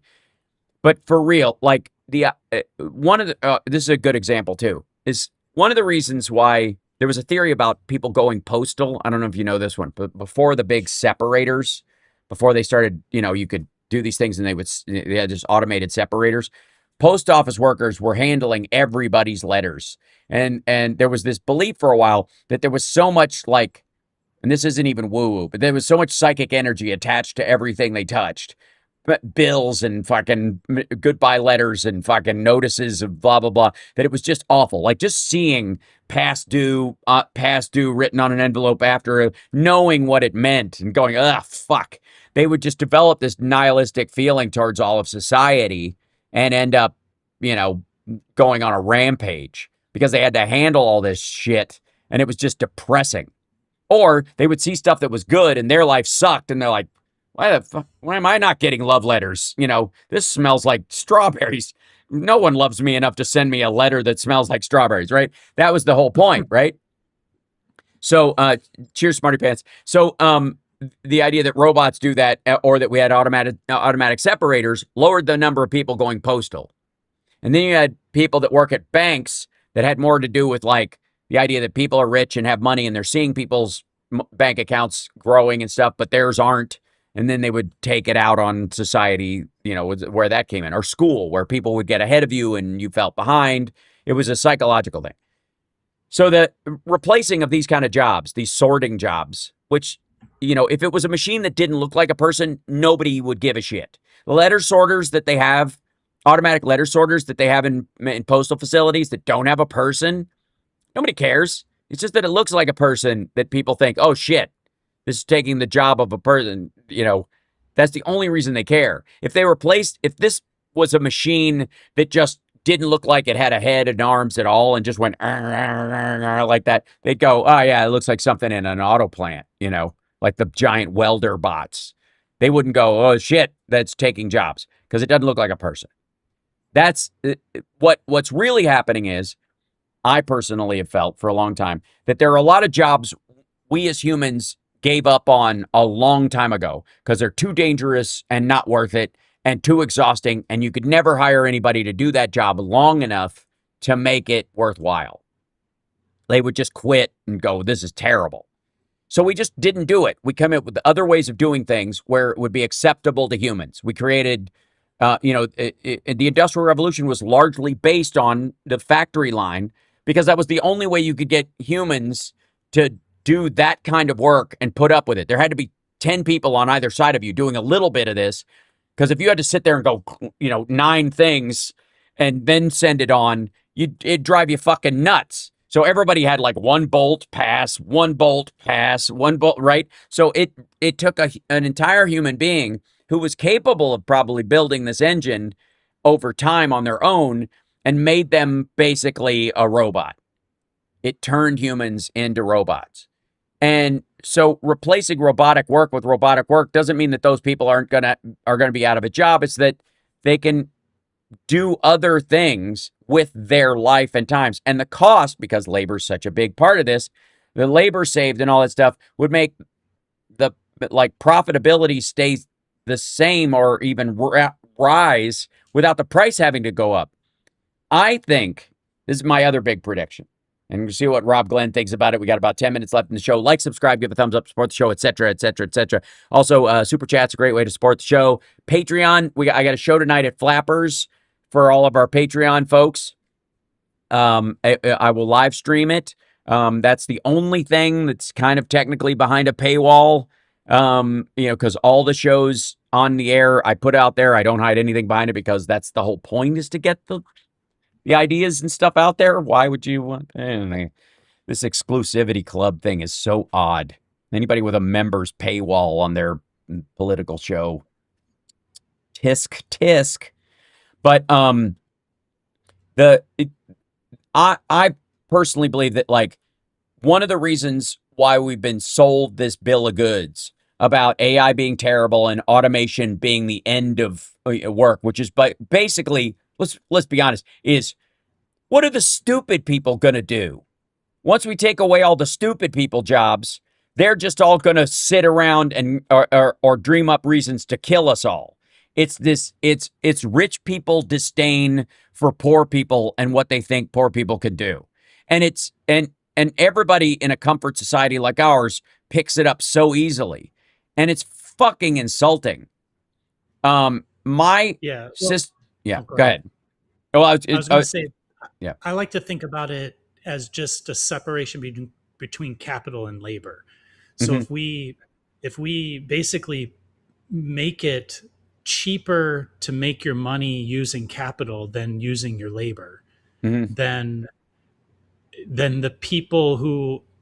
more people will be using the capital route, and they'll try to get rid of labor. It's that simple. Right. If you create a benefit or like a policy that essentially like pushes people behaviorally to choose labor over capital, we would have the exact opposite thing, I think. And our current policies, they allow you to make more money faster with capital than with labor. It's that simple, right. I think. So I think it's a natural progression that the people with capital are dumping all their capital into this AI thing that they think, if I just suck up all the resources and stick it in a data center, then I'm somehow going to be rich, going to continue to stay rich. Right. And it's like a jump the shark kind of problem where they've at some point in time, that's effectively what Uber is. I always love Uber and Airbnb as examples. Yeah. Because the concept is I can just create a piece of software and use somebody else's capital to make my money. And the capital in that sense is somebody bought a house, somebody bought a car. If you had to be a taxi company, you would have to buy all the cars. Well, you don't have to do that if you're Uber, right? So it's actually cheaper and quicker to make profit to be Uber than it is to run a taxi company, which is why we have Uber now and not a taxi company. But if you switch the equation so that it wasn't cheaper to be Uber, then we'd have a bunch of taxi companies. It's basically that simple in my mind. So the answer to me is, like changing capital gains rules and dealing somehow with the fact that I actually think we're in a good inflection moment because there's this combination of, well, I need the chips to make AI work, but the other thing they need is our data. So I think that there's a really great way to put value on the data and have like a very like logical transition from that capital to labor, the single person with a lot of money to the many people with smaller chunks of money or value in that case.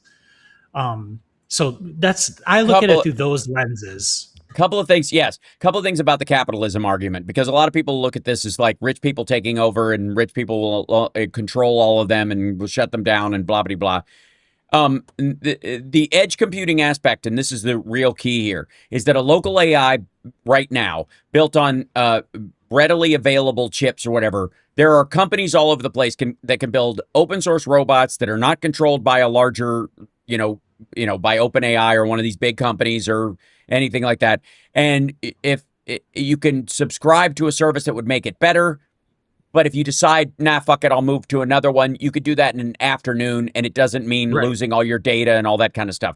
It's not the same as, well, if Ford stops making cars, we're all fucked. And if I We're all can't fucked. afford a Exactly. car, right? If I can't afford I a can't car, get to work. I can't get to work. Right.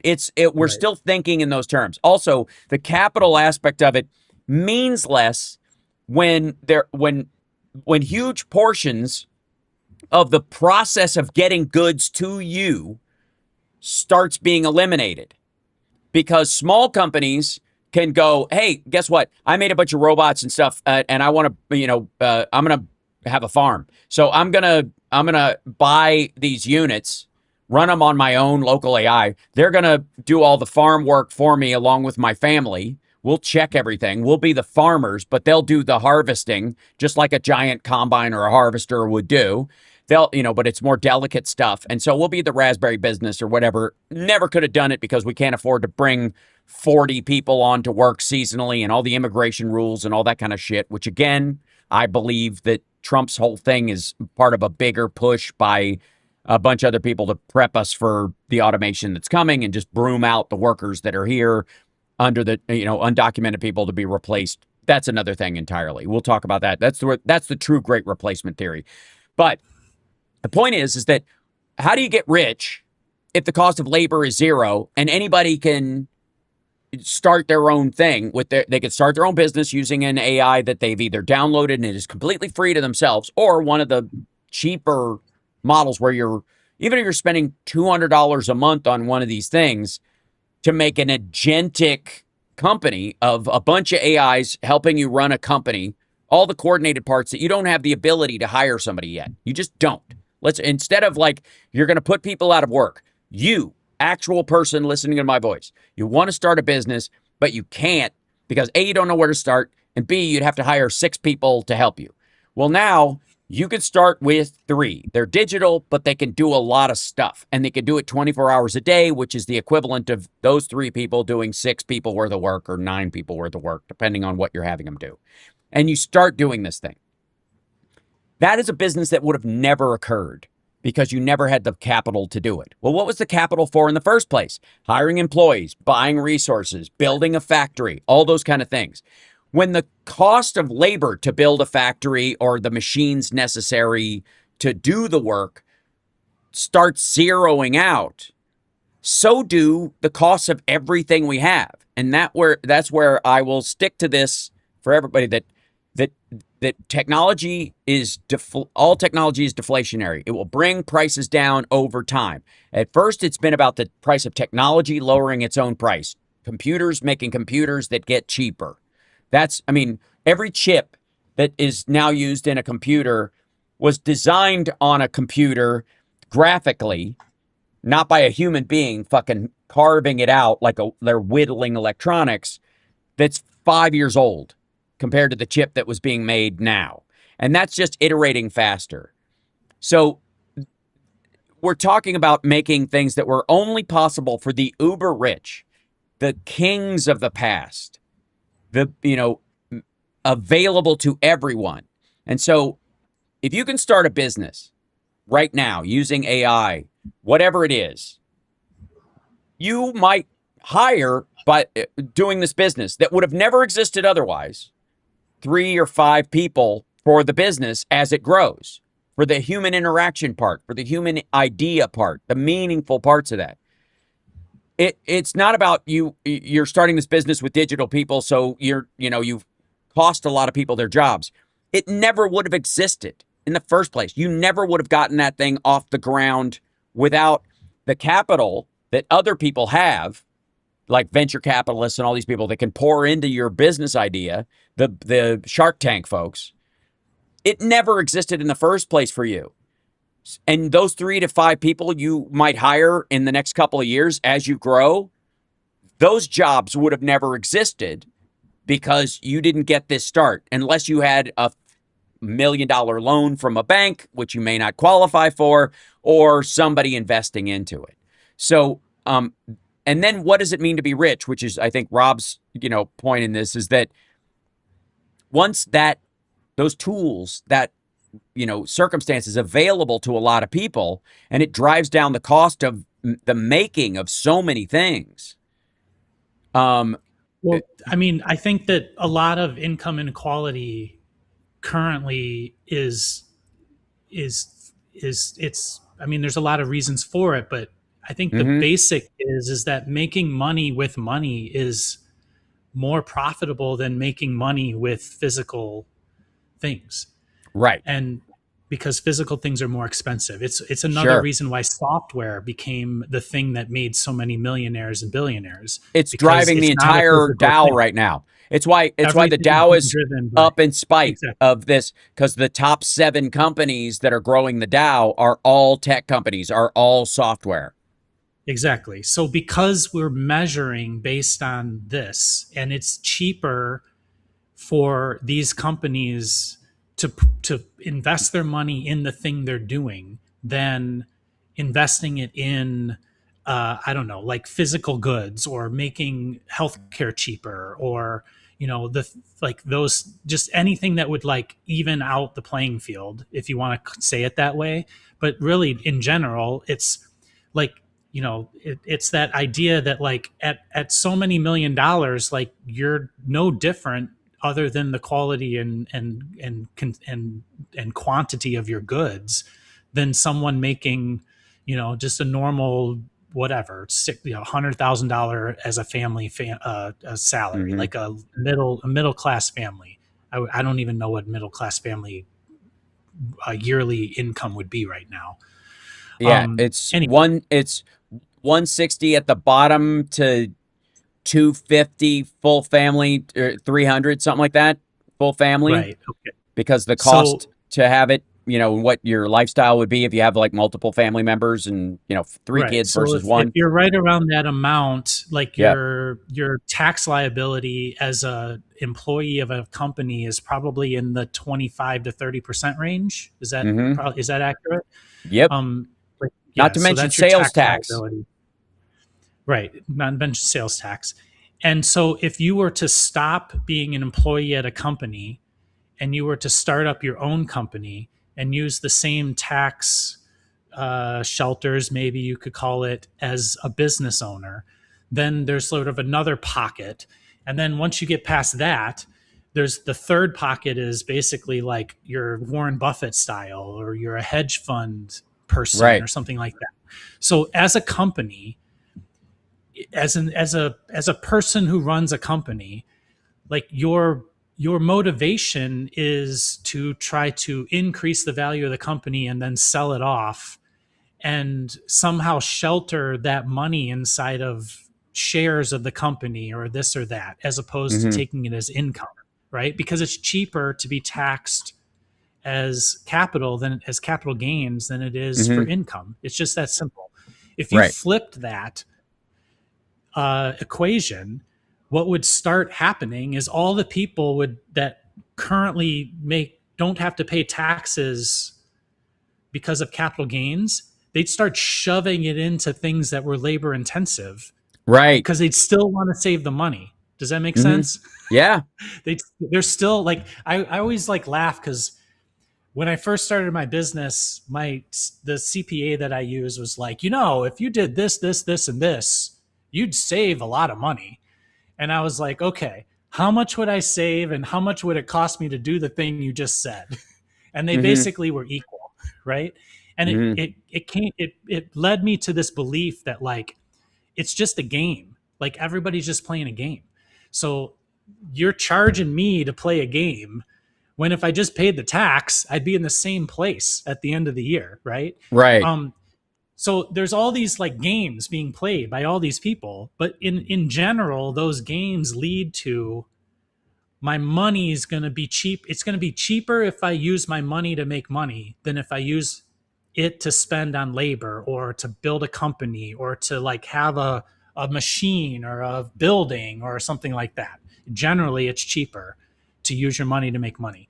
Change that equation, and then all of a sudden, people would start putting a whole lot of money into buildings that were factories if you made it super fucking cheap for you to Yeah. plop money into factories that made widgets.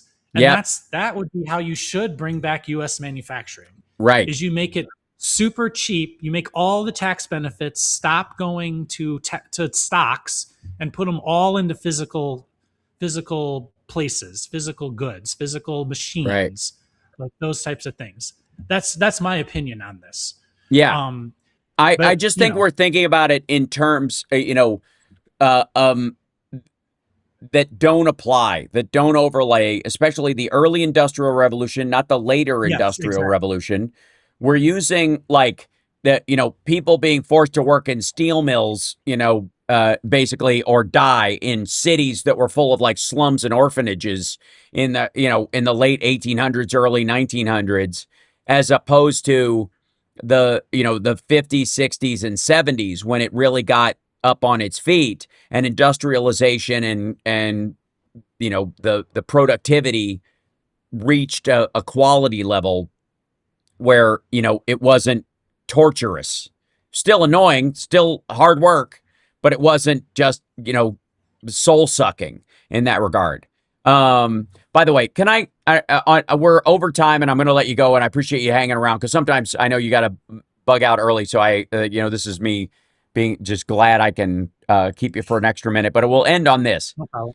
Okay. One of the stories that was big this week was robot wins the marathon by 5 hours. And I think the best joke I saw about it was from Seth Meyers, where he was like a later entry in the race. Oh, he's checking me something. All's well. Oh, he went somewhere. The robot has gone awry. We're okay. Hold on, I lost you. Oh, you muted yourself. A protest just went by my house and like everybody was yelling and screaming. That's why I muted my thing. Sorry. What were they protesting? I wanted to see what it was. The Iran war, I hope, They or were just yelling. I couldn't hear probably them. ICE or the Iran war. Hopefully, I'm in Chicago. So, Could be. all right. Could be. Sorry. So robot. So this robot. I heard everything there's a half marathon running on, and then they had robots running in parallel to the people.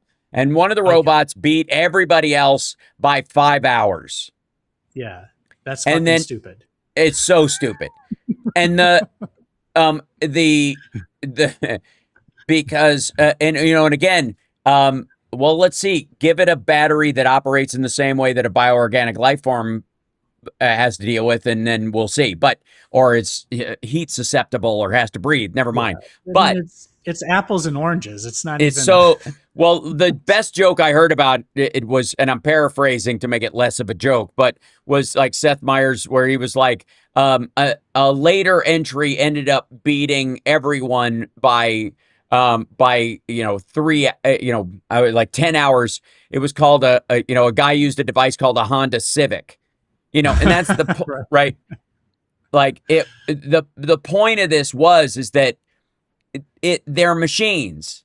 Like the idea that you're putting up next to a human being doesn't have anything to do with the device itself or its quality or worthwhile. What they're really testing here is not the ability to do this. It's more like a PR thing. But a lot of their robots would walk 20 steps and then fall over. So they put on this big show to show everybody that our robots don't suck. In the chat, Tobias Keene says the China show showed the real videos. None of the robots made it. Is that true? Well, they had to pick them up a bunch of times. So they cut out the parts. They fell over, and then somebody would run up and put it back up, and then it would start running again. Yeah, and this is like the X Prize. If it made it at all, then it's a success. Congrats. And the time is irrelevant. It's like it's not human. So it's a machine. So yeah, exactly. Who cares? Yeah, I mean, that's almost like a test of battery power more than it's a test of the function of, or the actuators. Right. Well, reliability. Can that thing like navigate the course and stay upright and error correct if it falls or gets correct for errors, basically. And it's so fucking like technology redefines speed and passion. Like, no, it doesn't. No, it does not. Robots don't dance. It's not how it works. They can recreate dance moves, but that's what they're doing. They're recreating dance moves. So the one on the screen right here, this is the one that allegedly, the red one, is the one that Okay. won by 5 hours or whatever, because it navigated and ran or whatever. It fell over like 6 times, and they had to pick it All up right. and put it Well, together. you said it was a marathon. Yeah, half marathon. Okay. So, I mean, oh, it's a half marathon. Well, Yeah, I mean, a marathon can be run in like what, 2 hour, 2.5 hours, like low 2 hours for a man, yeah. and like 2.5, 3 hours for a woman. So if it Hmm. won by 5 hours, those Chinese people are really slow runners. Yeah, it was more like a walking 5K, like one of those, Oh, But yeah, and exactly, Mark Ugle in the chat says passion. What the fuck? Like, it's so I mean, people embarrassing. Like, run because they shut want to up. run. It's like Yes, that's not gonna actualization. Like it's change. And like the best human at a gig is the best human at a gig. And if you put a machine in there, it's not gonna change people trying to be the best at it. And a robot, yeah, like the only okay, here's where I will say the robotics part of it and the capability part of it will matter is this thing right here. And this is from Vite's motherboard, and it's one of the things that I'm kind of excited about is that amputees have had to deal with for the longest time. They went from a hook to a clamp to whatever, and now using the muscles in the human arm, which actuate how your hand moves. Anyways, if you want to, if you ever done that trick where you close somebody's hand by going like that, squeeze their arm and like relax your hand, and then squeeze the middle of your arm right here. It will close your fingers, right? You can set up electrodes that connect to wherever those muscles or nerves are and recognize it. And then somebody can move the hand of a digital copy. And so they're making these things for people like this who are, hmm, eventually going to be able to replace the fact that they not only because they're the simple grip ones where you basically move the arm up and it grips as it does it. So there's ways to just make it close. They're now doing it with just electrodes reading the electrical impulses in your nerves that your brain is sending. And it's a huge leap forward for amputees. It's a wonderful thing. These kind of hands wouldn't be possible unless they were trying to make the robots that do all the housework and shit. That is what's driven absolutely. these extra hands. And so for people that don't have these, a hand that works, this is a wonderful add-on. There's the sensors inside this thing that track what she's doing. And these are, again, this is the worst it's ever going to be. This is the newest version, but it's also it's only going to get better. Eventually, there's going to be a little thing they put in your arm that feeds back to your nerves, so you'll have a sense of touch in your fingertips, right? The biggest fear in like somebody just said China's far ahead and so are their downfall. We need only the balance of yeah, China's not far ahead. They are by no means. They're behind Elon Musk. That's how bad it is. But these things are gonna make it possible for people with disabilities to have more ability in their life, which is a great thing. On top of that, the biggest shift you'll see is optional amputation in about 10 I years.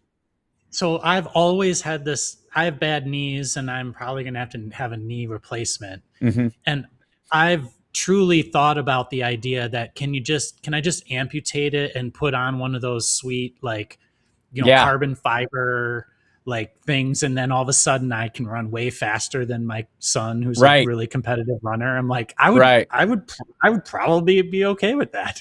Well, you Like, won't right away because it's like it reminds me of that Bill Burr thing about hair plugs, where he had yeah, a friend who had hair plugs and he was like, "It's great, I love it. I should have done this 10 years. I wish I'd done this 10 years ago." It's like, no, you don't, because 10 years ago it looked like they were stapling broccoli stems to your forehead. It looked like ants' legs. yeah, It was terrible. So they got better at it. The first people that adopted it was awful. Now, like facelifts and stuff, they're using thermo yeah. stuff and creating collagen. They're not even lifting the skin, they're just heating it and doing stuff to it. And that's what, is the new rave or whatever. This is similar. except for like people who don't have a choice exist in the world. Right, People who have exactly. no I'm other just saying, choice. like, when these capabilities become reality, like the equation changes. Because if Yes. you have to go into surgery to get a replacement for a joint, like maybe you would just put a mechanical Yeah. joint in there. Like, why Right. not? Like, what's the difference? What's the difference Yeah. between switching with a I'll tell motor you what the and switching difference with a is.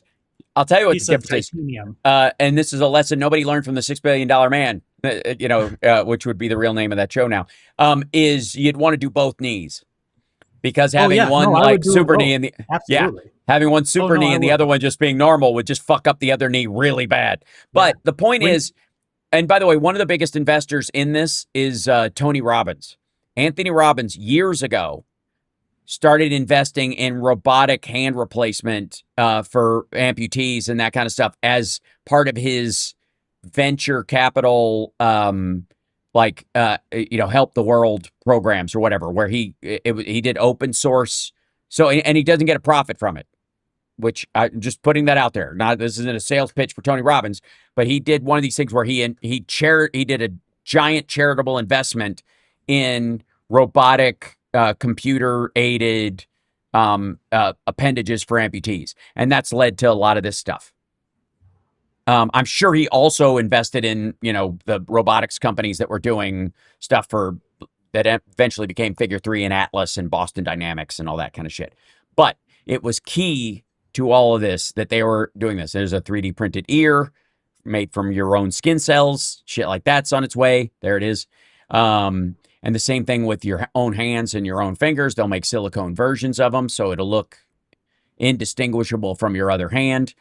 But this is a key part of the advancement of this, and the idea that the way I think about, and we'll end on this, the way I think about the way people talk about AI will make us lazy is like saying giving an amputee 2 working hands will make them lazy.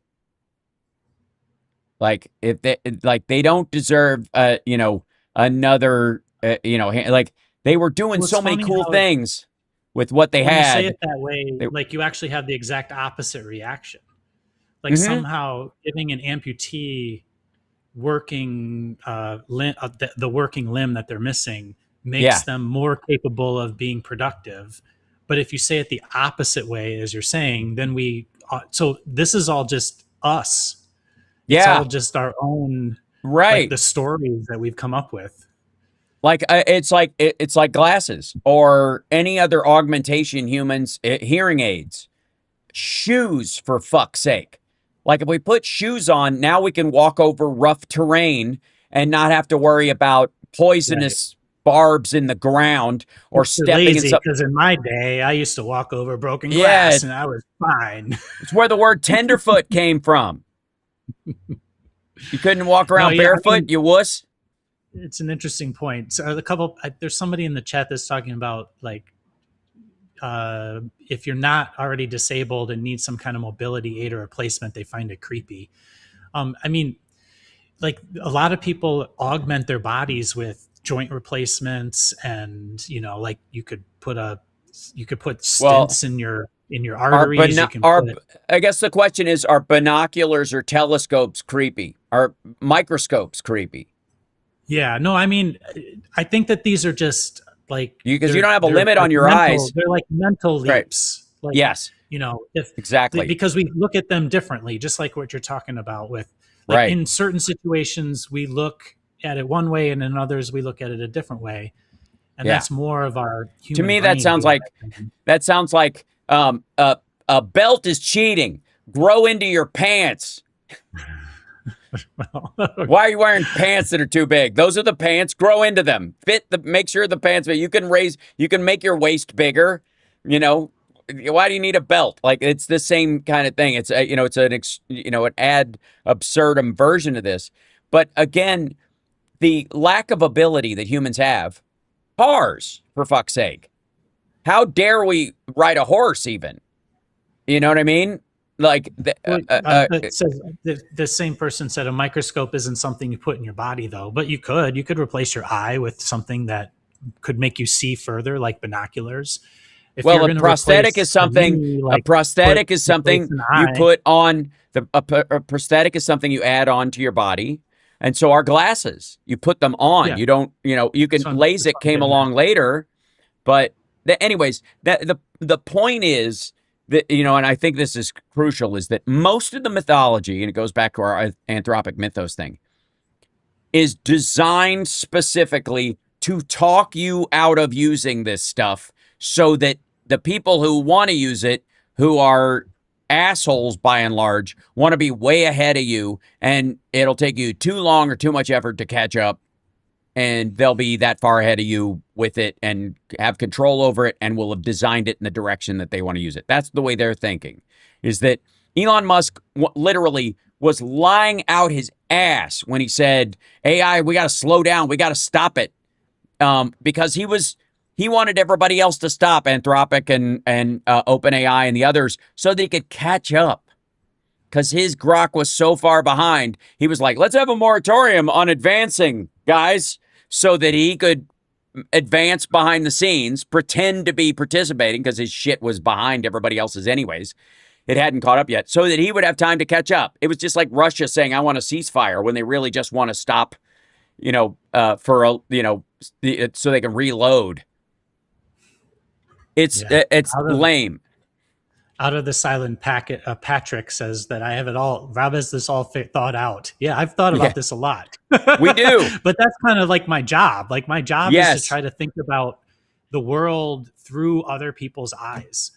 And it's really important to do that, I think, in all of these cases, because like you might think it, but someone in the middle of Kentucky might not think the same way, or the middle of Florida, or California, or Maine, or Russia, or wherever. Like, you got to try to put yourself in other situations and mindsets. And yeah, I've thought a lot about this. Like, if you're going to go into surgery to get a joint replaced, like, how far would you go? Like, what?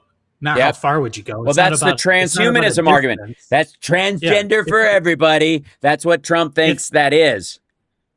Right. Do you just put like a spacer between the two bones to like replace your meniscus, or do you cut the end of the bone off and replace the joint, which is not a very well designed joint? Knees are not greatly designed joints, with something that will never go bad. Like, we have the technology to do that. So if you're we do hips all the time. Like, there's so many old people with like metal hips, right? Exactly. The bone the bone connection is the weak point.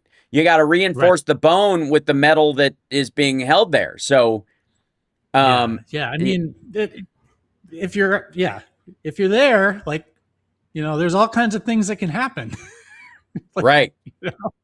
Absolutely. I've always thought that the sports question is like, I think we should just have a modified class. So if you modify yourself, then you're in the modified class, and go to town, do whatever the fuck you want. Yeah, the steroid league. Go swim or run or whatever you're going to do, right? Right. And if you figure that shit out, and you don't die of nut cancer or whatever, then everybody will go, oh, well, that mix works, and human beings can be made healthier, stronger, and better using that mix. Choice. This is choice. You can do whatever you want.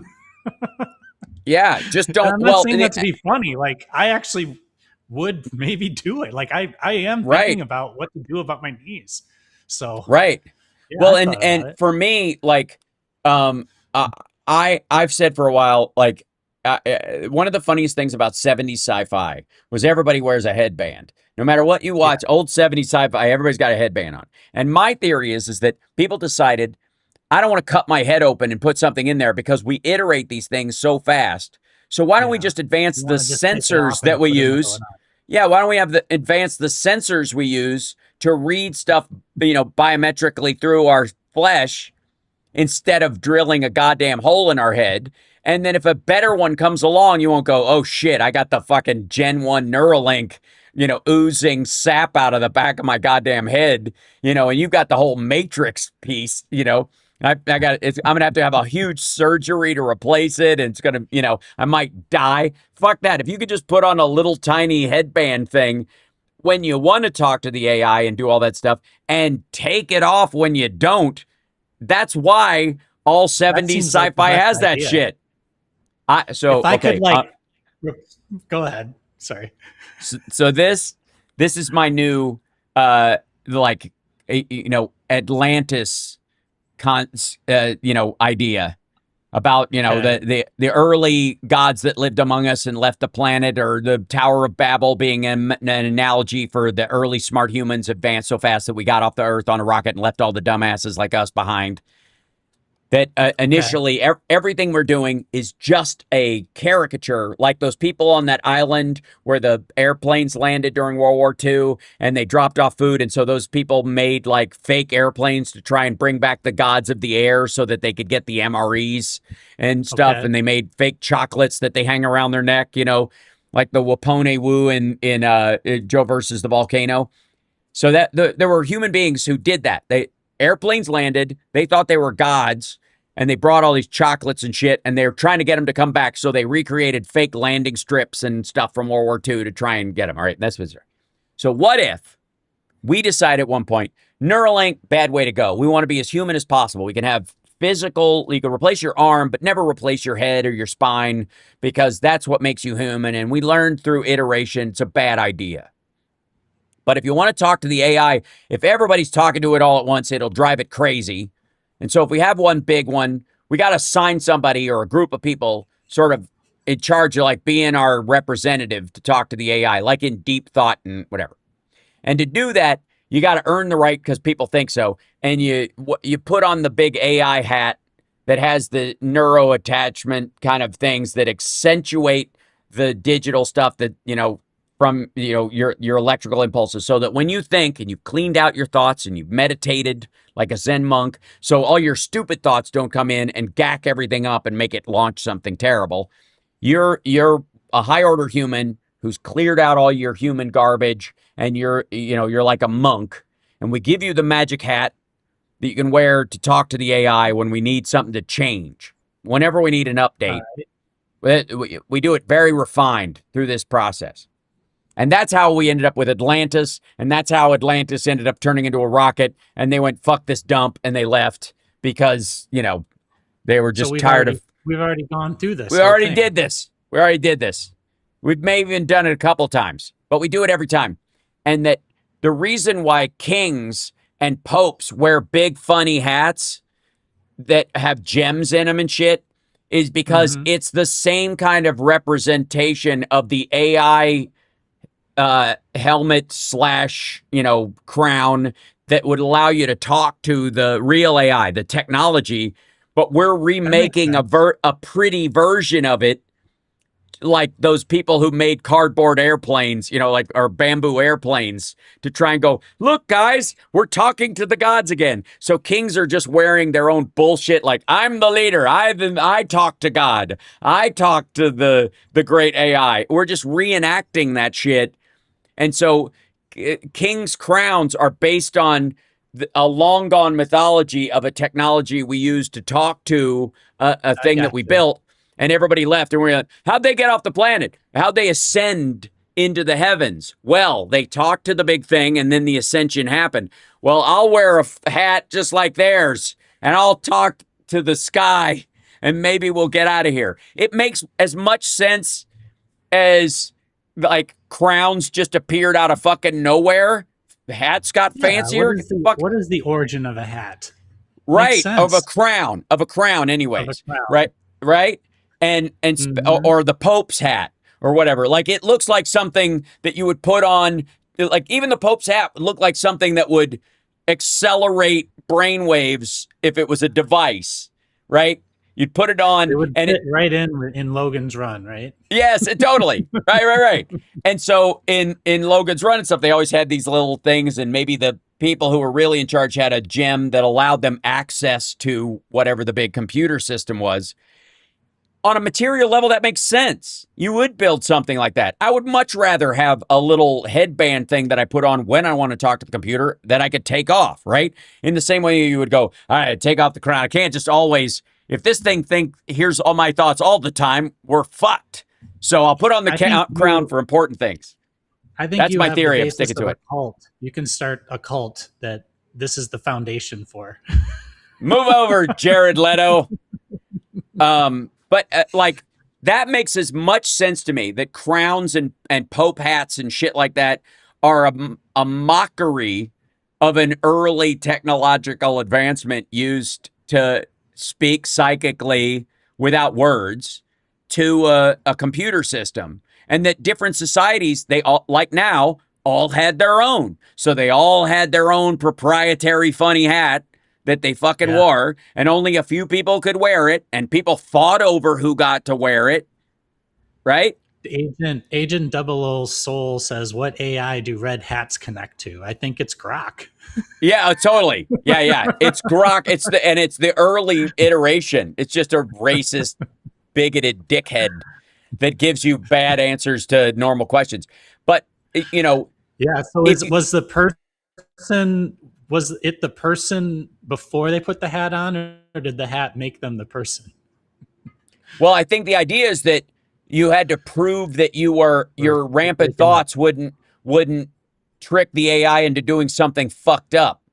So you're like, if you talk to it, we all got to right? be sure that you're worthy. And so there's all this mythology about worthiness like the Arthur myth, for example, pulling the sword from the stone, being able to of good character, so much so that you would be a wise and powerful leader, so that you get to wear the magic hat and talk to the AI so that it doesn't go, oh, fuck these monkeys and kill us all. I think I think I'm gonna have to find the perfect hat to wear for the next Friday That's AI. right. Well, I'm gonna have a Friday. I last week you weren't here. Last week I have those like over ear bone conducting ones. If you wear those Uh-huh. backwards, it looks exactly like that device. Like I could make a 70s sci-fi movie where we just buy a bunch of aftershocks over bone conducting headphones, and you just wear them backwards so that There you they're go. behind your ears, and it looks That'll be like the it dead on looks like it. I'm just that'll be the saying. first HAL Studios movie, I That's think. right. Yeah. Yeah. I'll call it Logan's Jog. I don't know what you guys are running about. It's fine. Stop worrying so much, assholes. That's my current sci-fi. All right. Uh, I'm go. gonna sleep on that for the next Uh, week. and then I'm going to ask you to 3D print my AI throne that That's allows fine. We me can do with the that. buttons on the side of it and the As scepter long as and the it helmet. fits inside of a meter cubed, you're That's fine. right. Oh, it clearly will. I'm not that big. So I think it will happen. So yeah, and it has to be bedazzled, obviously. So and so I that there's a spiritual aspect to this that could still be Logan's Saunter. People are calling it. Thanks, man. Well, it's somewhere between Logan's Run and Xanadu, so he's probably on roller skates. There you go. Um, so Hal All needs to right. I make do some have to sci-fi start. grindhouse. I know you got to I go. have to do So some. I have to do I some know, work. do some real So, work. All right. Thanks a lot. Like this isn't a real job. God damn it. All right. Anyways, Rob Glenn, Root Design Chicago. Thank you so much for giving anchoring my absurdity into some sense of reality while I talk about all my crazy ideas. And no problem. I will put. I'm going to do a poll next week on who's going to have a humanoid robot in their house or workspace first, you or me. Oh, That's where. you or Yeah. me? Oh yeah. That's Might be okay. neck and neck. Might be neck and neck. I mean, that's a The tough call. gauntlet has been thrown. All right. Great to see you, Hal. You too. Have a good I'll. week. Love you, brother. And I love you goodbye, too. everybody. In the Okay. All right. Cheers. I'll see you later. Rob Glenn, everybody from Root Design in Chicago. Yeah. So, Brahman Bindi with Wi-Fi. Exactly. Gino, I'm just I'm saying the old question, the age old question, is, well, thank you, Chuck, for joining on Patreon. We got a new Patreon. Thank you so much. And by the way, subscribe, will you? I mean, does anybody give you this kind of fun talk about AI and explain all this shit the way Rob and I do? I mean, honestly. But I've been thinking about sort of the practical nature. CSL,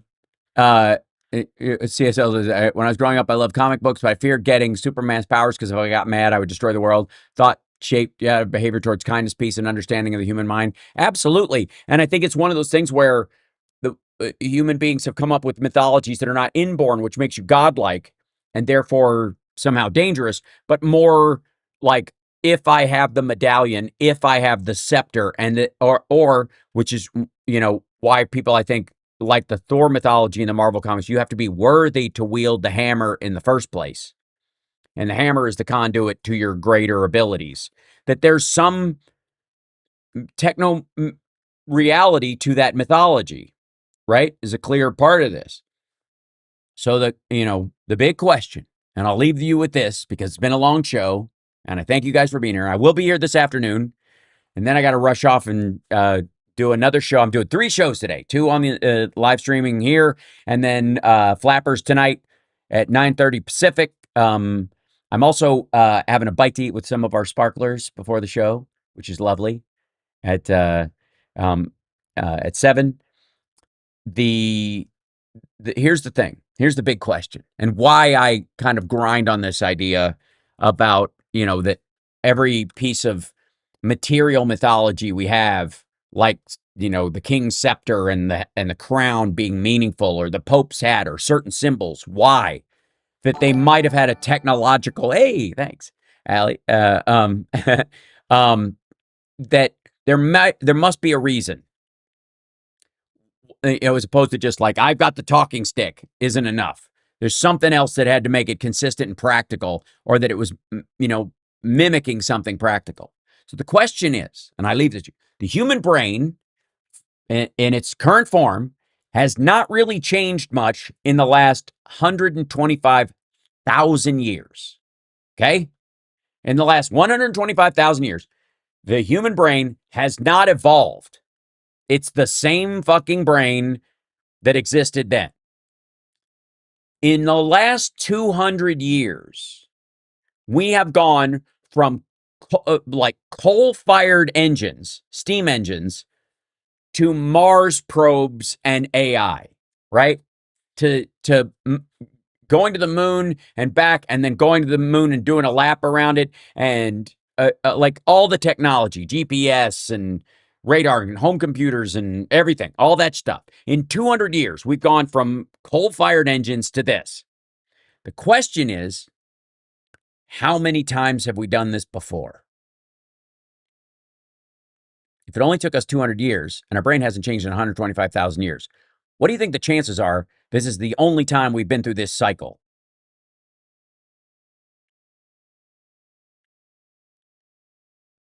That's the big scary thought. Well, just to like consider, if you will, the possibility that human beings advance and fall back and advance and fall back and advance and fall back. And then at some point, we elevate to the point where a bunch of us go, fuck this noise, I'm out of here. And we go to another planet and we put a cloaking device on it so that the people here won't see us because we don't like them and we're scared of them. And then those people advance and then they leave and they do the exact same thing. And some of them have gone to Alpha Centauri and become giant, tall, blonde people because they had biological affectations that they liked and just went for it because of the time they were in. Or they became grays because they wanted to be all brain, no brawn. And they turned into that. And the acceleration of biological transformation, isn't evolutionary on the scale that we've been through materially on the Earth, but it's something we can actually manufacture. So we made our own new space bodies. Just went, screw it, we're going. So the answer is as mysterious as any of the great deep questions, theologically, spiritually, technologically, right? So I want you to think about it, friends. Maybe when we speak to the sky, and we speak unto the Lord, which is another word for landowner, which if the earth was a piece of property run by a management committee, maybe that's just the word we learn. To the big landlord in the sky. Landlord, bless us and keep us, if you will. Deliver us not from our own failures. Let us not fall into laziness and AI-driven fleshlights. No, let us reach for the stars again so that we can bring plastic and Cheeto dust to empty planets with no life on them and accidentally give birth to new forms of life that needed something to make exoskeletons out of them. They didn't have them until we showed up with a bunch of Pringles cans and left them behind and made space hermit crabs turn garbage into life. Yes, friends, let us understand that the future is bigger and brighter and stranger than anything we can imagine. And in many ways, it might have already been the past. Ladies and gentlemen, if I may. Amen, which of course is the last two syllables of Tutankhamun because of its ties to the pharaohs of the pyramid. And if anybody thinks they were building a giant stone antenna to talk to, I'm just saying, why build a pyramid, not a big block for the aerodynamics? I'm just saying, it's suspicious. So that said, I'm going to leave you with that quizzical part of it, that maybe, just maybe, we've done this before. And we're just doing it again. And maybe this time we'll get it right. Well, and I will see you guys this afternoon for the regular show. Shay, thank you for gifting the memberships. Everybody just subscribe. It's free for AI's sake. I will see you guys this afternoon. Take care of yourselves and take care of somebody else. Like, subscribe, give a thumbs up, support the show. Super chat's always good. I don't have my Venmo up, but shit happens. If you've Venmo'd before, you can Venmo again. Just support the show. Buy me a cup of coffee. God knows I need it today. I'm surprised I'm as awake as I am. I suppose I should eat something? Nah. By the way, we are definitely going to be dealing with some hidden stuff this afternoon. From Epstein to J. Edgar Boozer and the next waves of firings in the Trump admin as they try to polish this turd called the Trump administration. Boom. See you guys later. Take care of yourselves and take care of some. Keep receipts like a lawyer with a folder, but anything risky get hit with the tone of whole group chat. Got tails, I ain't claim. If my name pop up, that's a typo, blame. Who's that in the pic? Man, that ain't go strange. That's a random stranger with a very close face. Understanding my friends, I plead don't recall. If they ask for the tape, it's a missing file. If they pull up the clip, that's deep fake style. If they show me the proof, I just smile like red this. Black ball from my past, can't track this. Screenshots cropped out, can't catch this. If it looks too wild on the axis, highlight, right click, boom, red this. Red this. Blur that face, can't fact check the madness. Torn out page from the bad habits atlas. If the story get messy in the ad-libs, highlight, right click, boom, yeah. If it hit too close, that's a rumor I heard. If the dateline match, that's a clerical error. If the outfit match, that's a popular shirt. If the tattoo match, that's a stock photo search. I'm allergic to question, carving the light. I just edit the ending, soften the bite, take the worst.